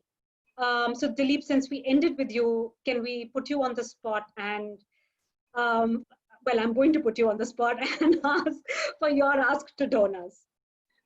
I mean, I don't have a specific thought here, but I was reading one of the articles 3 days back, and which was talking about how there is almost $8 to $9 trillion of money that has been gone by the governments into COVID response. But there is not a minute indicator that there has been a gender lens to it. And that just talks a lot about how we are looking at funding and where exactly should the funding go. So if where the decision is happening, if where a CSR is deciding or a funder is a government is deciding, if they are not looking at it from a gender lens, then we will not be able to prioritize this. So how can we really start adopting a gender lens to the decisions we make right now? Great point, Dilip. I think that you have really hit on a critical issue, which is how can we ensure that this funding lens has a gender lens as well. Thanks for raising that. Nirmala. I'm just going to take on from where Dilip ended. Along with the gender lens is the intersectoral lens. If funding sort of becomes, especially on issues like menstrual hygiene, which cut across a whole lot of issues, it's not just about hygiene, it is about the girl, it is about education, it is about gender. So unless sort of funding starts looking at the various aspects of menstrual hygiene, all of us who work on the issue will continue to struggle to actually bring relevant change, because addressing one of these sectors is not going to help. And along with that, I also have a very selfish sort of a request and demand there, which is that, you know, we need to start prioritizing communications in general and start looking at it as an expert area rather than something that gets thrown in along with a whole lot of programs. You know, it's not about a little header along with each of the programs that happen.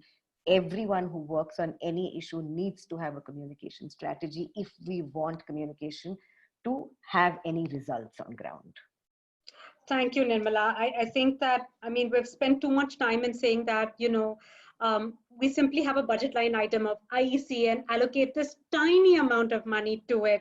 But the fact is, I think we've realized now that it's plays such a critical role in providing essential information at the very basic, and then of course a whole lot more.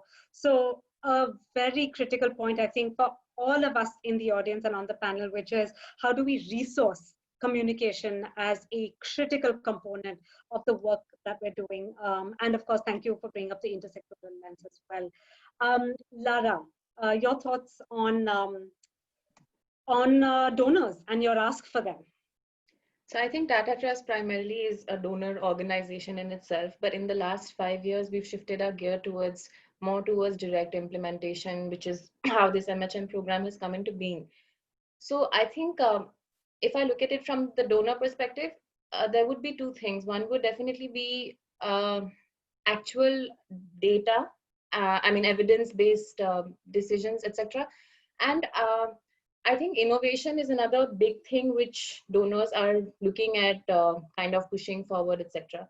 So these are two big pillars which I think we really need to address. And a lot of times now, if I look at other like CSRs or other organizations, etc., what happens is that their understanding about a certain issue becomes very, very restricted. And sometimes it's very, very important to kind of push them in the right direction to actually understand the core issues of what it is, which we are aware of because we are working in maybe urban slums or extremely rural areas, which a donor agency may not have a complete good sense of. So it's important to highlight those core realities, which are very, very, like Nirmala said, it's a big issue and it's a much larger issue. So I think that is important, and give them solutions, innovative solutions, which would be something that as, I mean, in MHM right now with the pandemic, how digital things are working, there are a ton of innovations which are already happening. All of us are doing so many innovations.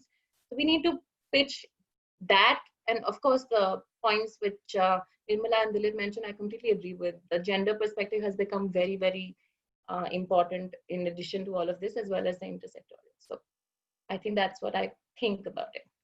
Great, thanks, Lara. So just to reiterate what you're saying is, one is let's tell donors what the problem is, and let's also present them with critical solutions and convince them both with what the ground realities are, and also solutions of how we can bring about a change. Thanks. Sahil, your thoughts on your ask. Yeah. So first of all, I think I second what Dilip and Nirmala have just mentioned. I think what Dilip have mentioned is a very important point from a gender lens. But I would like to say that as far as our donors are concerned, they are now looking at each and every activity through gender lens. So that is done. But second point that what Nirmala have mentioned is a very, very critical point for intersectoral convergence. But I would like to add one more point into it, that the issue with the donors now coming up is, you know, they are now looking everything from a single lens. For instance, like if they for us, there are certain indicators like you want to increase the access, SRH access at the health and wellness centers. You know, they see only one indicator, but they do not understand that there are so many things around it. There are so many determinants. There are so many parts of it. You cannot, just work on one indicator and improve it. No, there are other indicators that will play a very crucial role in increasing those parts. So I think my take would be to see everything as a from a holistic point of view, not as a single just point. That is my take. Great, Sahil. At some point in time, you may get queries as to how your donors are looking at this from a gender lens. So something not maybe for this conversation, but for a later conversation, I think it'll be relevant for all of us to hear more about that. So Rama, we've saved you for last. So your quick thoughts on this. Yeah, thank you, Arundati. I think we have covered great points across all of us. My ask is slightly complex. My ask is for donors to invest in complex programs. I think Sahil just touched upon it. And when we talk about the gender lens itself is such an intersectoral and complex indicator in itself. A lot of donors usually want to invest in programs that are very niche. And especially when they talk about innovations, some of them also become very micro and talk about digital innovations, etc. And my worry is that in a post-COVID world, will that gain more momentum? So my ask is really for donors to look at programs that I think Dilip was mentioning, contextual complexity, programs that have the ability to understand contextual complexity where gender is very intersectoral, because if you look at it, we will soon face a setback on very many indicators for many years. So if donors can support programs that are willing to invest long term in community-based interventions, which come with a gender transformative approach, that's a big ask. I know that's really very big ask, Rama. Very big ask. Yes, yes. But a critical one, I think. Very good one. I think a lot of collaboration maybe with the health system. A lot of I think constructive work needs to happen with donors, civil society, the government coming together. Yeah, that's what I wanted to say. Really, thank you. Great. So Suhani, if you have any donors who are present here, I think some great ideas of what we want them to do, but also kind of really look at investing. I think Rama put it really well, bringing everyone's together. How do you support complex interventions? How do you maintain that element of flexibility given the times that we're in? So yes, some very important things for us to mull on a little more. So with this, ladies and gentlemen, we come to the end of our panel and we're going to open up to some questions from the audience. So Ankita has been kind enough to place some of these questions in the chat box. So we do have, I'm going to begin from the bottom. We have a question from Ria Mehta, which is the most common misconception that you've heard of during this pandemic related to women's health, and how have you addressed it? There's this question from Kritika, who wants to know a little more about the Hello Saheli helpline and whether it's an IVR system or not. From Bharti, a colleague from Pune, the health seeking aspect related to SRHR is being addressed by Hello Saheli, OBGYN supported support system. And is there a loop where support is provided for clinical diagnostic therapeutic needs in this process? Okay, so a few questions. So moving up, I think we've already answered this question from Ritika from Sachi Saheli. And then of course we have a question from Priya Lalwani on asking about, going back to breaking taboos about menstruation and on reproductive health. So I think two questions are related. The question from Priya on talking more openly about menstruation and reproductive health, and also on kind of addressing common misconceptions related to women's health. So if anyone wants to address these two, and then I think, Dilip, you have some very specific questions with regards to the Hello Saheli helpline. But to the audience, we're open to questions, so please do post them on the chat box or in the Q&A box. And if you want to know more about what specific panelists are doing, or some general questions on the COVID pandemic and its effects on women's health, what we can do, etc., please do post them. So anyone wants to take the questions from both Ria and from Priya? I'll take the question from Priya. So I think when we are talking about like how she's talking about her question, I'll just read it out. How can we break this taboo of talking menstruation and reproduction? Like, I'm 16 years old and my parents have never come to me with an aim to educate about it to me. So I think the soul, of course, while we have to encourage conversations with girls right from the beginning, and like before Minaki or even boys, adolescent boys, it's important. Like we all know in the MH field now that it's important to talk to girls and boys about it. With regard to myths and taboos, it's equally important to talk to women and men about it. And we've actually done that as part, like I mentioned, in our couple counseling module, where we actually talk to fathers and wives together. And how it is in, I mean, we've had a lot of husbands take their wives to doctors, break myths that they have been maybe following in generations in their families, and we've documented all of these case studies, etc. And the one thing that I think we've learned from, I think it was something we learned from Sukhibhava initially, was that it's important to actually encourage critical thinking. So why you do what you do. So say, supposing if you're not talking about menstruation, why is it that you're not talking about menstruation? Similarly, if you're not doing XYZ kind of myths and taboos, it's important to really go to the root cause and figure out rationally, scientifically, and give them scientific solutions to probably why the origin of this actually began. And once you do that, it automatically empowers a woman to make a decision for herself, whether she wants to do something or not, whether she wants to talk about it or she doesn't want to talk about it. And basis on this, we've seen some really, really good results, and in extremely interior areas of even Gujarat, where, you know, we have places where Parda system is still on and people are breaking myths, people are talking about it openly. So you have to seed the seed of encouraging conversation and critical thinking. And I think that is one way that would be able to address this larger taboo. Thanks, Lara. So, Priya, I hope that provided some insights to your question. So, any kind of reflections on Ria's question on the most common misconception with regard to women's health? And we also had another perhaps related question is around women's mental health and how are we able to support women at this time? So, Dilip, perhaps the helpline service would do a little bit of this, but also Rama through your work, Lara through your work, anything that you're doing around the mental health component, which is closely tied with SRHI.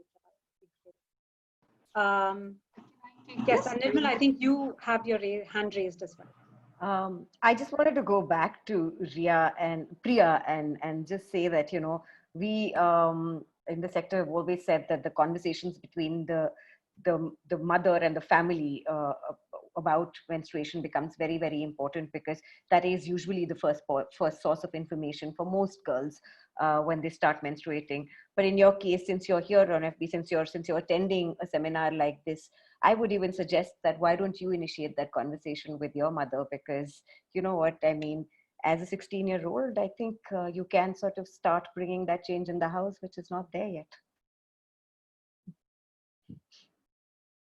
Thanks, Nirmala. Yeah, can I just take it, Arundati? Sure, please. Yes. Thank you, Nirmala. I think that's great agency building that you just did as part of this panel itself. Yeah. I think one question about common misconception you have heard of during this pandemic related to women's health.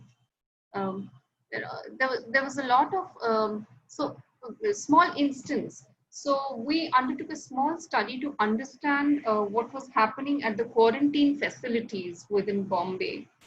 And we had women reporting to us that the quarantine facility actually worked as a break for them from back-breaking housework amidst the pandemic. So I really wanted to bring this back to focus in terms of how women have been doubly burdened amidst the pandemic to juggle so many different roles, especially women in slum communities who live in very, very small houses. And for them to constantly, there was this constant narrative about abhi to ghar pe hi hai, aur kya hai, abhi to ghar pe hi rehna hai. But living within the house, mobility being restricted, complete inability to access any kind of psychosocial support, compounded anxiety, which also took a toll on physical health, on stress, on hormonal levels. So as part of our psychosocial support, I think what we have been doing has been to reach out to women, girls, young people alike, and just telling them that we are there 24/7. And connecting again and again. At times, people have been irritated with us, saying that, why do you call us so often? But we did realize that we will have to keep doing it. We will have to keep knocking on those doors for people to open up. I'll just finish by saying that a lot of young people have reported to us, especially in slum communities where small tenements are used just to sleep in the night. This has been a time where people have been holed up as families together 24/7, which has led to a high level of irritability, abuse, fisticuffs within the realm of the home. So to think that the home is the safest space is a misconception that needs to be deconstructed for us, as implementers, and see how we can, maybe Nirmala, for you, how can we redesign communication strategies in deconstructing spaces, home, private, public, etc., to improve psychosocial support? Rama, a great points, I think, and ties really well to the whole issues of mental health and that what we're facing. I think you've brought that for women to be completely not being able to leave the house, for girls where school may be the only outlet and only form of freedom for them, for women who are working as domestic helps or women who are in various forms of work, how that work environment actually, proposes some kind of break from that home situation, however stressful that work environment is. These are critical aspects which I think that we've not thought about and that much, and now we're trying to dig into it. But I think all linking back that how are we creating alternative, either physical or digital safe spaces? I mean, how are we rethinking this creation of safe spaces for girls, for women, for people who have this need a little more critically. So thank you for raising that, and again, tying it to the importance of looking at mental health in addition to our reproductive and sexual health needs and health. Sahil, I don't know if you want to respond to any of these points, Yeah, but if you could please go unmute. Yeah, sure. Thank you so much. I would like to add 2-3 points here. The first is with reference to mental health. Yeah, of course. I don't know about digital space because that is there for us, but I would talk about the physical safe space. So the physical safe space, what I say is that now primary health care is at the forefront of combating this pandemic. So primary healthcare facilities like health and wellness centers are the nearest to the communities. So what we have been doing is we have been sensitizing all the frontline staff present in the health and wellness centers on mental health issues so that they can respond to the communities and they can remove their misconceptions. One thing is that. Second thing, with reference to the women's mental health, I think I would like to say that women's mental health has not been a topic of discussion or concern until now. But silver lining of the pandemic is indeed that we have all started to discuss what it is, and slowly we are also building support systems for those unheard voices. So I think this is a silver lining from this pandemic. And lastly, I would like to talk about this misconception regarding menstrual hygiene. So one thing that government of India is now thinking of and soon start implementing is that we are now targeting teachers to impart corrective information. So the problem here is that this is pandemic, but we are also in a stage of infodemic. There's lot of information, that bombarding on us, from this source, from that source, from that peer, from that peer. But now the thing is that how we can, give them a correct information. Is there any platform wherein they can go and get those information? So one platform that we have been thinking of and may work will be that we are sensitizing teachers, because teachers, they also have their own issues. They also have their own misconceptions, right? So that is one thing that we have been doing, that at least we sensitize teachers and then they give corrective information, correct informations to the students. So these are 3 points from my side. Thanks so much, Sahil.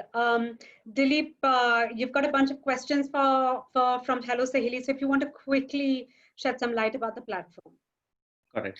Yeah, it's a matter of terminology, which probably might not be using it right. But Hello Sahili has three components. One is the IVR facility, two is the helpline, and three is the telegynecology piece. So we comfortably club it all together and call it a helpline, but that's the breakdown for clarity.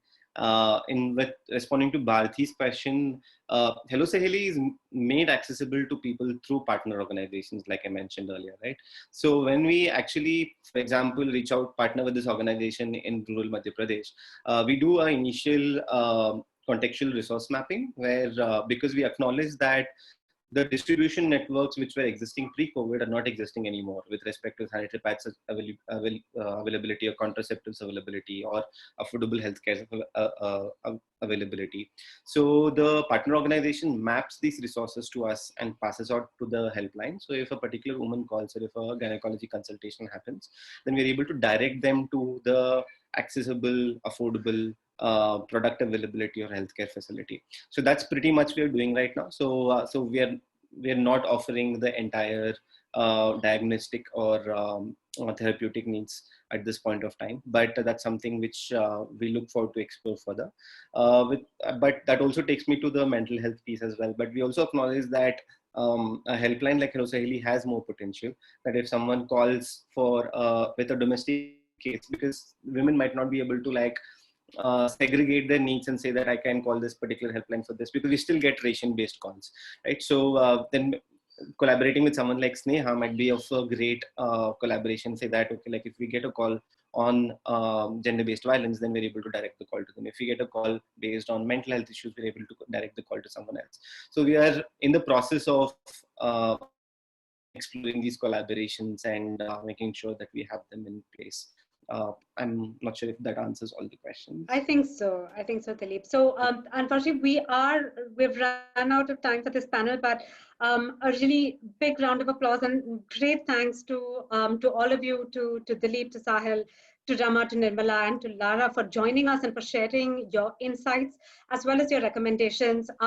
For any of the audience members, if you've got any further questions for this great panel, please do reach out to the team at Myna Mahila Foundation, and I'm sure they'll be able to connect you with them. Thank you for being a great audience. Thank you for your questions. Let's keep this conversation going, and let's focus our efforts towards solutions and to sharing those solutions more widely with us. With that, we thank you again and have a great rest of the evening. Thank you all. Thank you very much. Thank you. Thank you, everyone. Thank you. Have a good day, all of you. Thank you to all our panelists and our moderator Arundati for such an insightful and fruitful discussion. We can't wait to see how these priorities can be implemented to the work we do at MENA as well. Now we would like to introduce a few members of our MENA team. First up is Dr. Shraddha Kapile, our lead trainer of the Teach Menses India TMI program. She completed her Bachelor of Dental Surgery from Nashik University of Health Sciences and her Masters of Social Work from Nirmala Niketan College of Social Work in Mumbai. She'll tell us a little bit more about what MENA Health has been up to this year. Then we have Ms. Bhavna Ahuja, who's MENA Sales Associate and did her graduation in Bachelor of Computer Applications from Amravati University. Finally, we have Sakshi Shah, a Resource Mobilization Executive and a recent graduate from Boston University, who will tell us more about our fundraising campaign, Pleasure Period. Shraddha, over to you.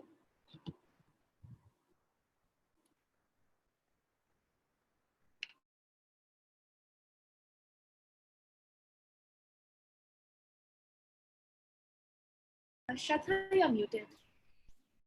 Yeah, can you hear me now? Yeah, thank you, Tanya. Thank you so much. Speaking about the Sponsor a Girl program, Sponsor a Girl is a program where we identify needy girls from the community and we bring them to our center and we conduct this MHM program with them. So they're taught about menstrual hygiene. We have different activities, we have Q&A sessions, we engage them for a longer period for maybe 1 year or more.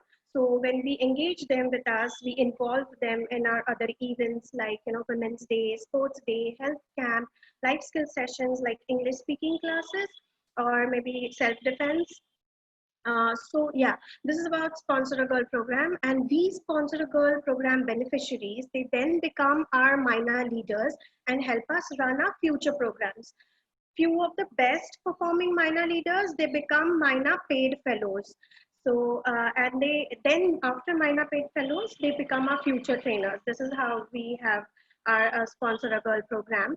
So I have a very touchy story related to this program. So we had this one of our beneficiary, Azmati, who attended our MHM program. She came to us with a hope of learning more about this topic and joining us. So Azmati is a dropout from 11th grade, and her parents believe that the world outside is very bad and she should be protected.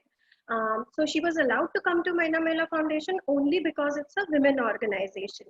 So at Myna Mela Foundation, her progress is great. Like, from a beneficiary to a leader to a fellow, she has progressed very well. She now does micromanagement very well. She can fill the evaluation forms. Like now she knows indirectly how to operate the laptop. And so Azmati, I clearly remember her as a very silent girl. She always had this bubble around her. She couldn't find it easy to gel up with others. And now she is a community mobilizer. So when we have sessions in community, she goes and mobilizes the whole community. Not only that, but when we address the taboo and stigma part during our session, she also addresses the religious taboo related to the menstruation, because she used to go to madrasa and she has learned the Holy Quran. So this is the the progress that I see in Azmati, from a very silent girl to a community mobilizer now. Next, we come to the Teach Men's India program. So this program is segmented for different populations. So it's like if I go to schools and colleges, we address adolescence, puberty, menstrual hygiene, and the biology of periods, and all of these. When we have these sessions with community women, we, along with the above topics that I just mentioned, we also cater to topics like family planning and domestic violence. So when we have these same sessions with boys, we try to sensitize them towards the issue, where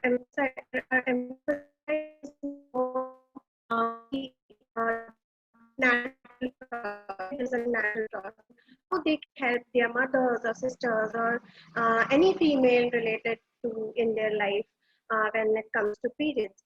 So here also I have a very touchy story to share.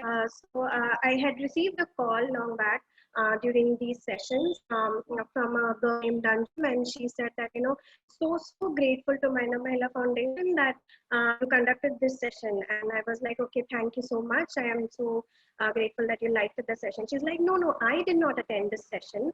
So then I was a bit of confused, like, oh, then how come you know about this? So she's like, oh, my brother attended this session, just yesterday when you had come to his college, and he then came with a sanitary napkin.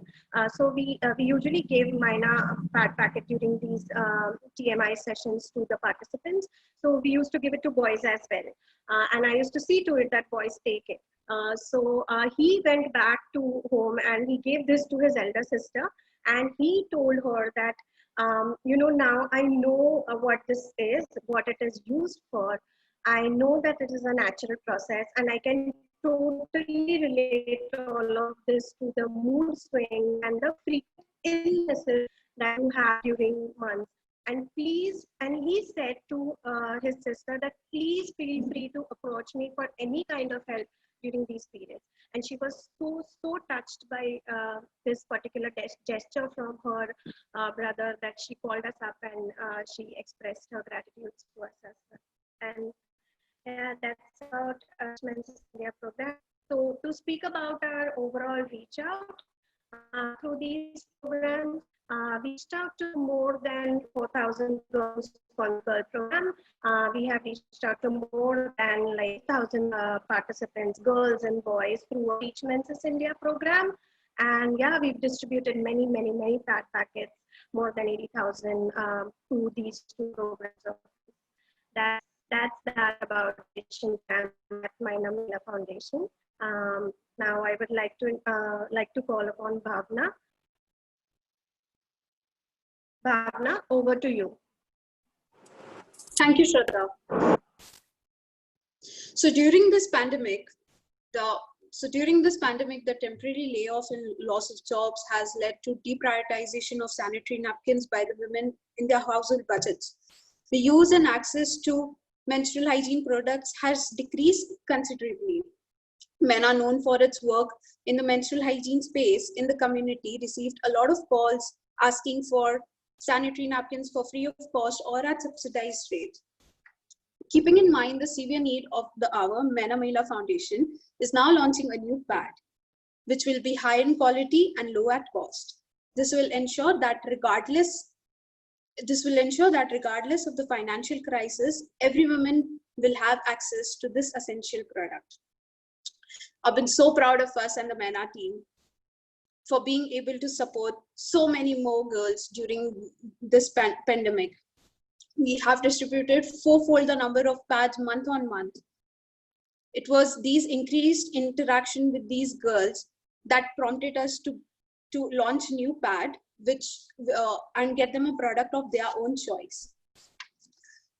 As we add one more product to our range, we wanted to share this news with you today. These new MENA pads will be available by mid-August. They are high in quality, low at cost, and very affordable. We have been doing a lot of user testing just to get them a product that they love. We would love for you also to try this new particular pad, which is available on MENA Health app. MENA Health app is available on App Store and Play Store.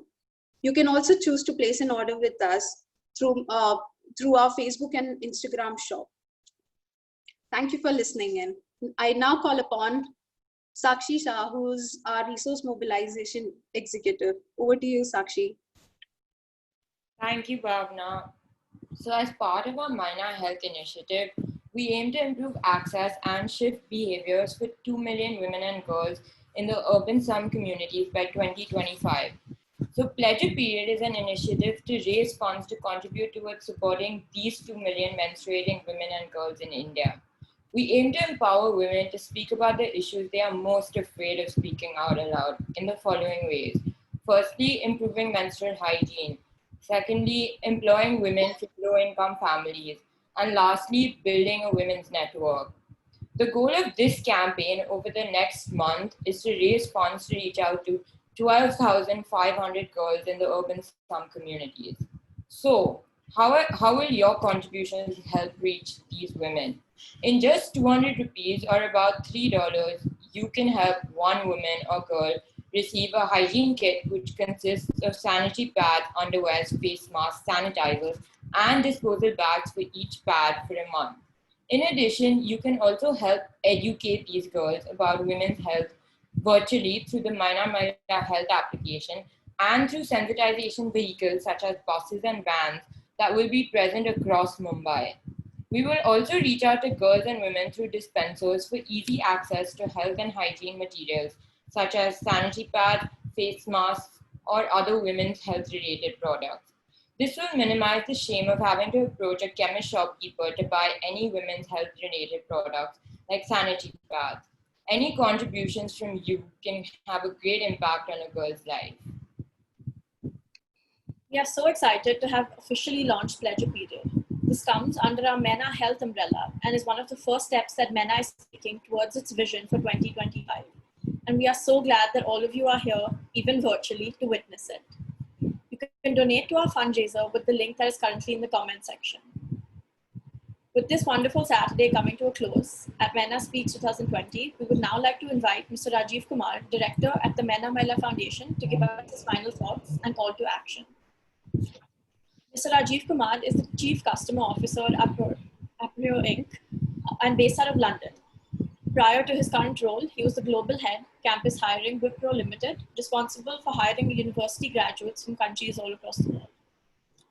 He has been with the Myna Foundation since the beginning in 2015 and has been one of our strongest supporters, helping with organizational strategy, finance, HR, sales, social impact, and just about everything. Mr. Kumar is also a member of the Board of Trustees of SNEHA, a non-profit organization helping victims of sex trafficking. He is the author of Defying Destinies, a non-fiction book about human trafficking. He was also awarded by the Indian Society for Technical Education for his contribution to technical education in India.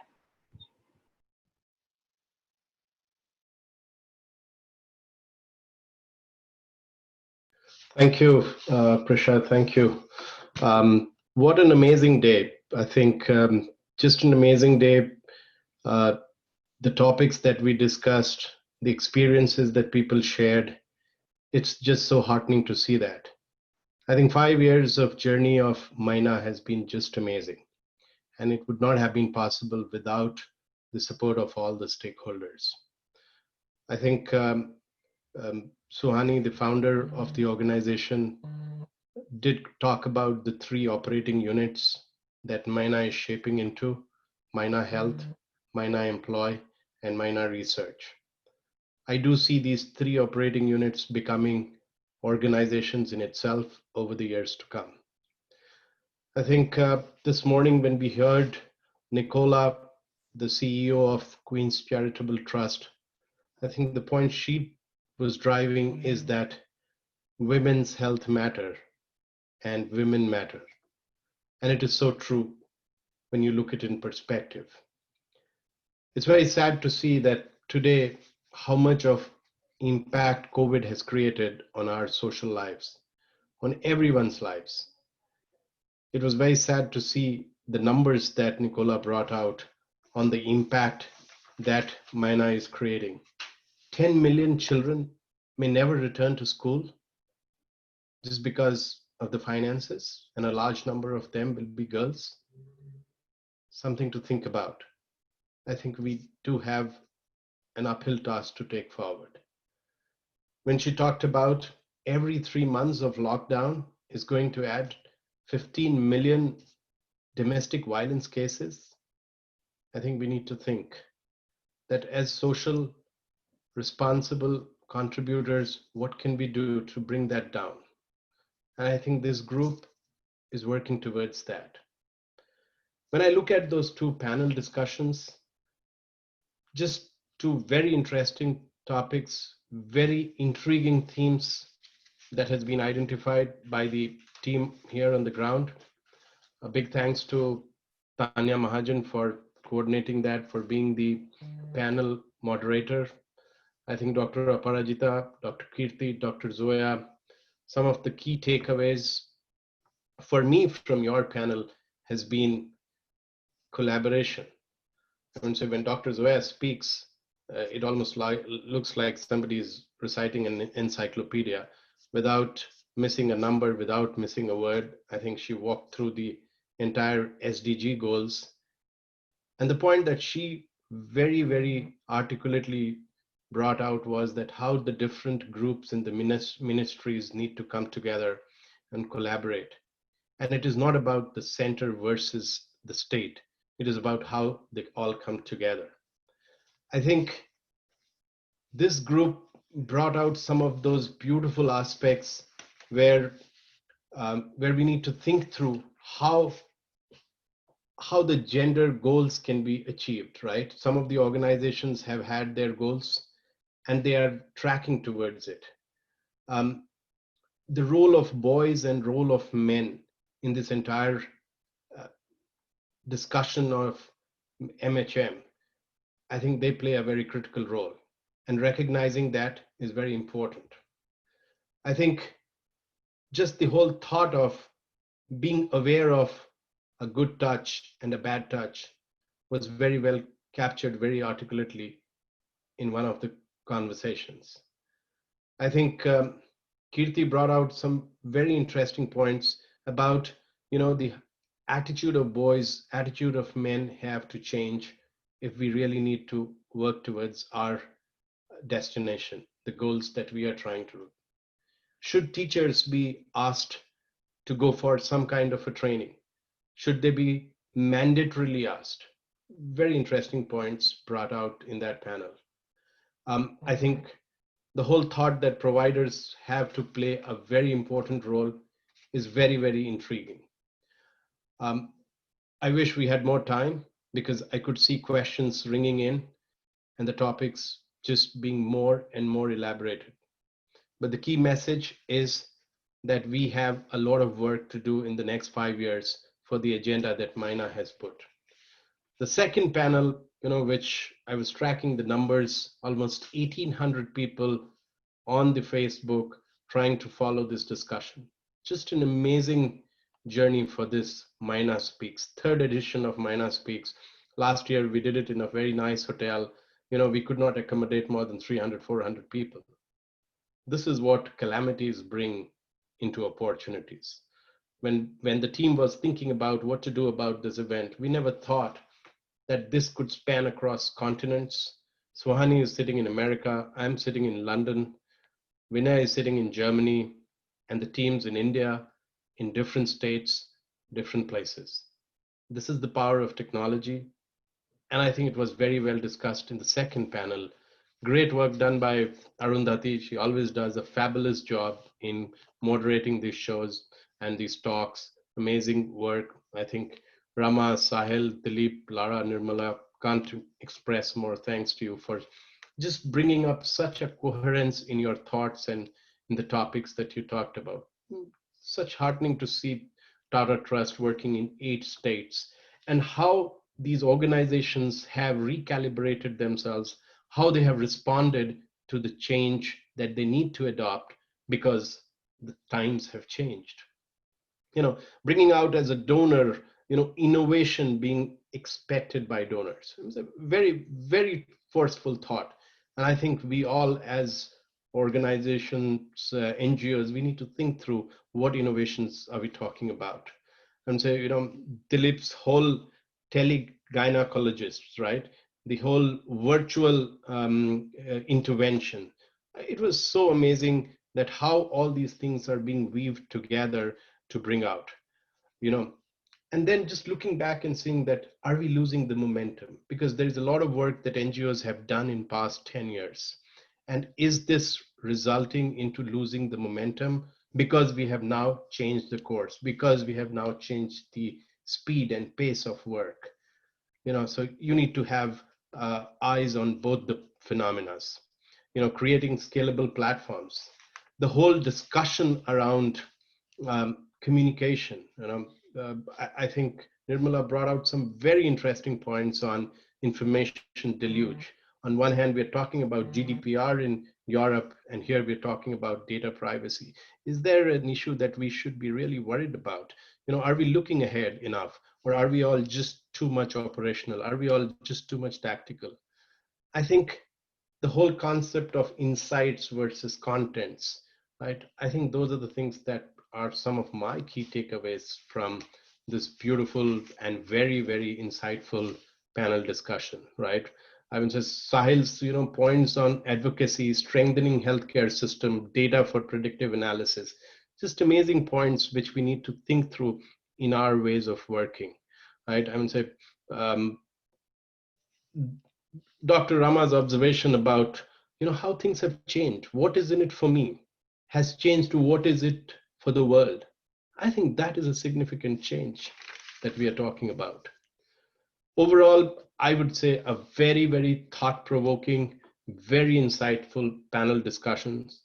Myna team members, those who came on the screen, just narrating that stories, how the team has worked on the ground to respond to the challenges that has been posed to the entire planet, which is unprecedented.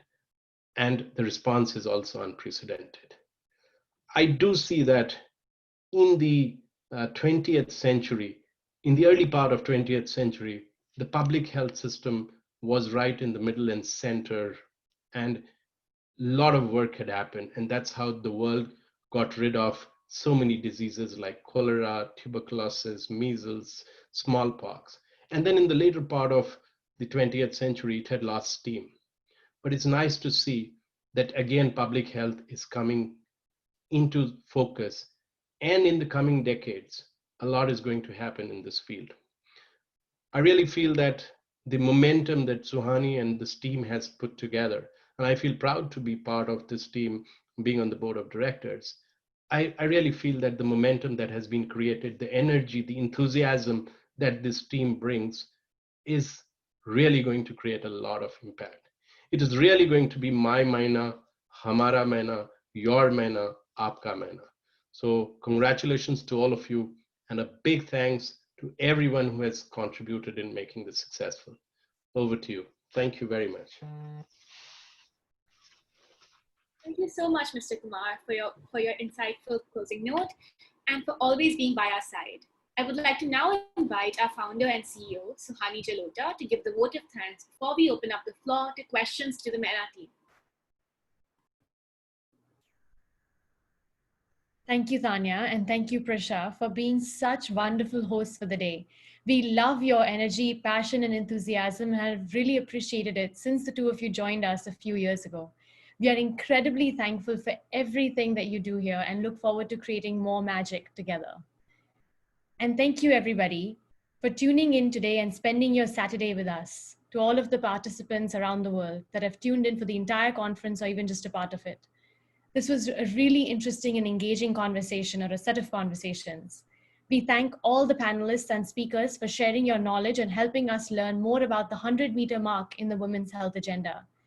A special thanks to the Menstrual Hygiene Alliance of India and Arundati and Tanya for being our technical partners for making this event possible.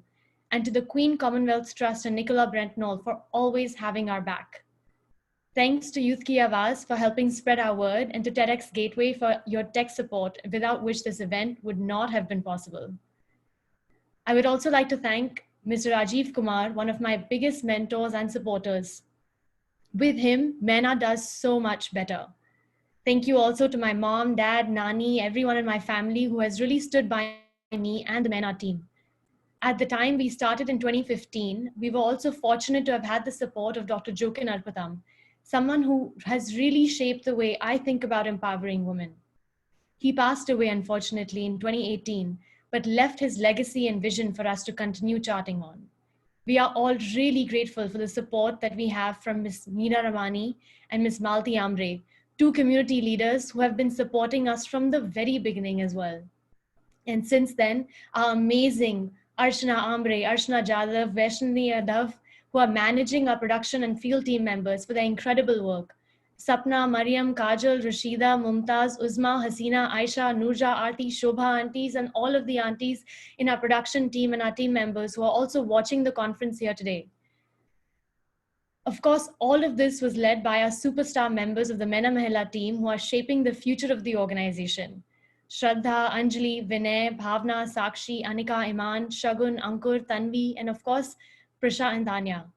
Myna Speaks would not have been possible without you and without support from our champion volunteers, Adhya, Aman, Akisha, Alisa, Darius, Rashi, Spriya, and Suakshi. So thank you all really for coming together and making Myna Speaks a reality during this ongoing pandemic.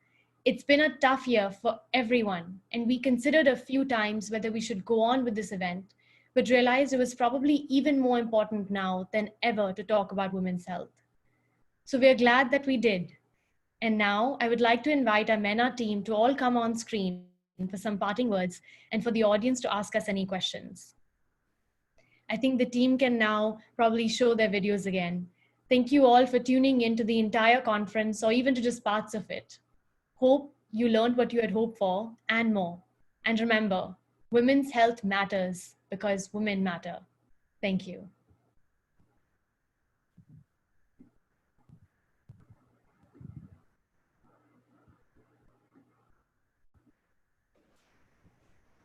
So we do have a question and answer space right now. We've received some questions from the viewers. So I'm going to go ahead and ask the first one, which is, how was our team's experience with carrying out donations for our COVID-19 initiative? I can take that question. So with the whole pandemic, definitely everyone, all sections of society have been affected. And for example, the biggest philanthropic event in India, the Tata Mumbai Marathon, we don't know if that's even going to happen in January. But so that's affected corporate donations. But we've tweaked around it and found ways around it where now we've planned a strategy around individual donors, and so it has definitely had an impact on donations, but we found ways around it, and Myna is doing a lot of work virtually. We formed a whole program on how to reach out to individuals virtually as well. So yeah, it's been difficult, but we're working towards it. Thank you, Sakshi, for answering that. The second question is, if anyone would like to share a favorite memory of working with Myna for the last couple of years. I think for this question, I'll nominate a few people, but maybe let's start with Bhavna. So one of my best memories in Myna Foundation is when, so it's not just one memory. I have multiple instances to share. One of the recent instances that I can share with everyone is the way Suhani has kept me, she keeps motivating me. She keeps me on my toes. She's always there by my side. And I always keep telling her that, thank you for being there for me. It's a very, very big thing when your colleague stands by you and the entire team stands by me when I've had my own downfalls. But yeah, thank you so much, guys. Thank you for that, Bhavna. And can we also have Shraddha say something about this? So one of my best memories with Myna, it's been a year I am here now, and when I see the whole team together, PAT production, women, and everyone together, and the way we all come together for each other's help, not only for each other's help, but also out there, the energy, the gist, the unity we have, though we have certain differences within us, it's not that everything is goody-goody, but despite of that, we always stand united whenever, during crisis or whenever we have to help someone else.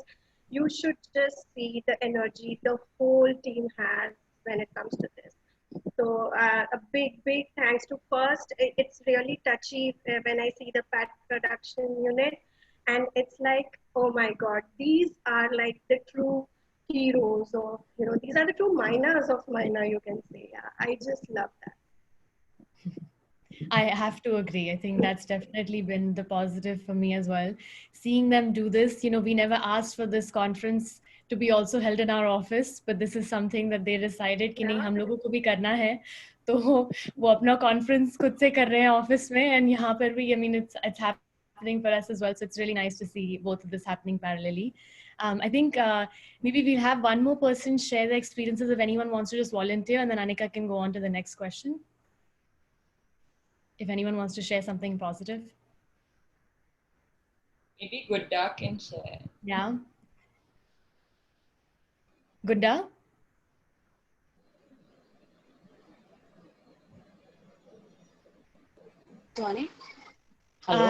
Positive share करना है experience पिछले कुछ सालों में मैना के साथ, किसी को भी टीम में से या तुम्हें? पॉजिटिव स्टोरी, पॉजिटिव अर्चना ताई को शेयर करना है. वन सेकंड सोनी, अर्चना ताई.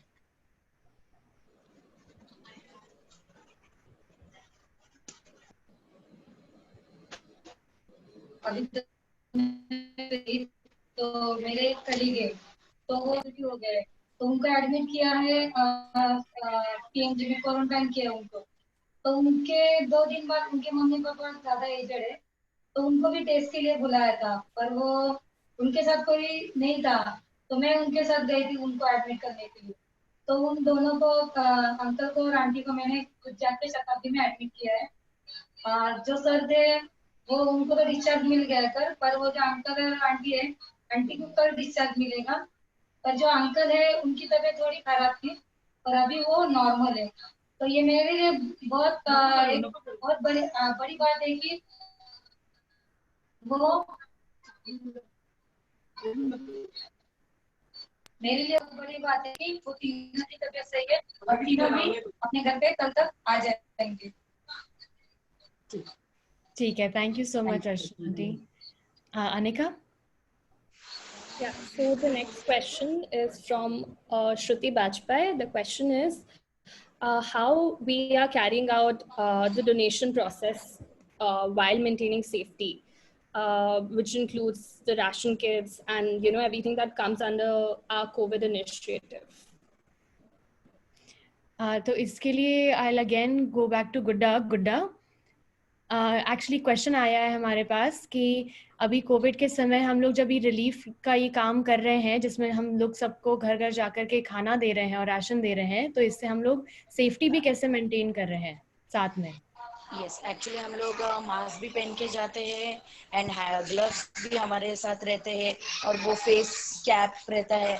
हम सोशल डिस्टेंसिंग भी रखते हैं। लोगों को भी जब बांटने जाते हैं अर्चनताई वैष्णताई या मैं, तो हम लोग सोशल डिस्टेंसिंग रख के ही सब लोगों को बांटते हैं, जो भी डिस्ट्रीब्यूट राशन वगैरह, लेकिन हम लोग हमारा भी ख्याल रखते हैं।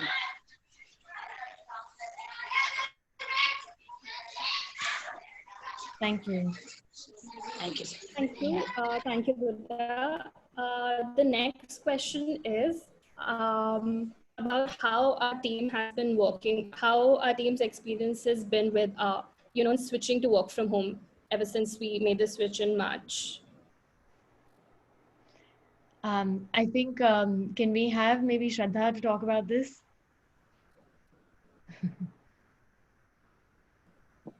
Okay. So lockdown had obviously changed many things, and yeah, when it comes to education sessions, we were first like, oh my god, how are we supposed to go about it, because we deal with menstruation, we try to break the taboo around it and everything, and we need personal connect for that, which is built only during the session. The rapport building process and everything really needs it plays a very important role when you talk about menstruation, to bring the women or the participants out of their limited zone and then talk about it. So yeah, that was one challenge we faced when it comes to education sessions. But yeah, we somehow try to onboard everything digitally. We had this database related to our previous programs, and we have called them personally, texted them. We already have WhatsApp groups with them. This is how we try to connect with them, and then from here we tried different platforms. We first tried Zoom webinars, then we tried pre-recording sessions, then we tried Instagram Live. So it was all tried and testing process throughout. But yeah, our previous database has helped us a lot to get back to these beneficiaries, and we always ensured that those who do not have smartphones at home, for them we had sensitization calls. And we called them personally and we talked to them personally, and we had such great feedbacks. We had people talking to us for more than an hour. They were literally, the women were literally, they wanted someone to speak. They wanted someone to hear them out. What problems are they facing during this pandemic? And that's how I think that really helped. This is how it was all trial and test, but yeah, it did work. Thank you so much, Shraddha, for answering that. Yeah, over to you, Prasha. Just a final thank you to everyone for being here today and giving us your time on this Saturday.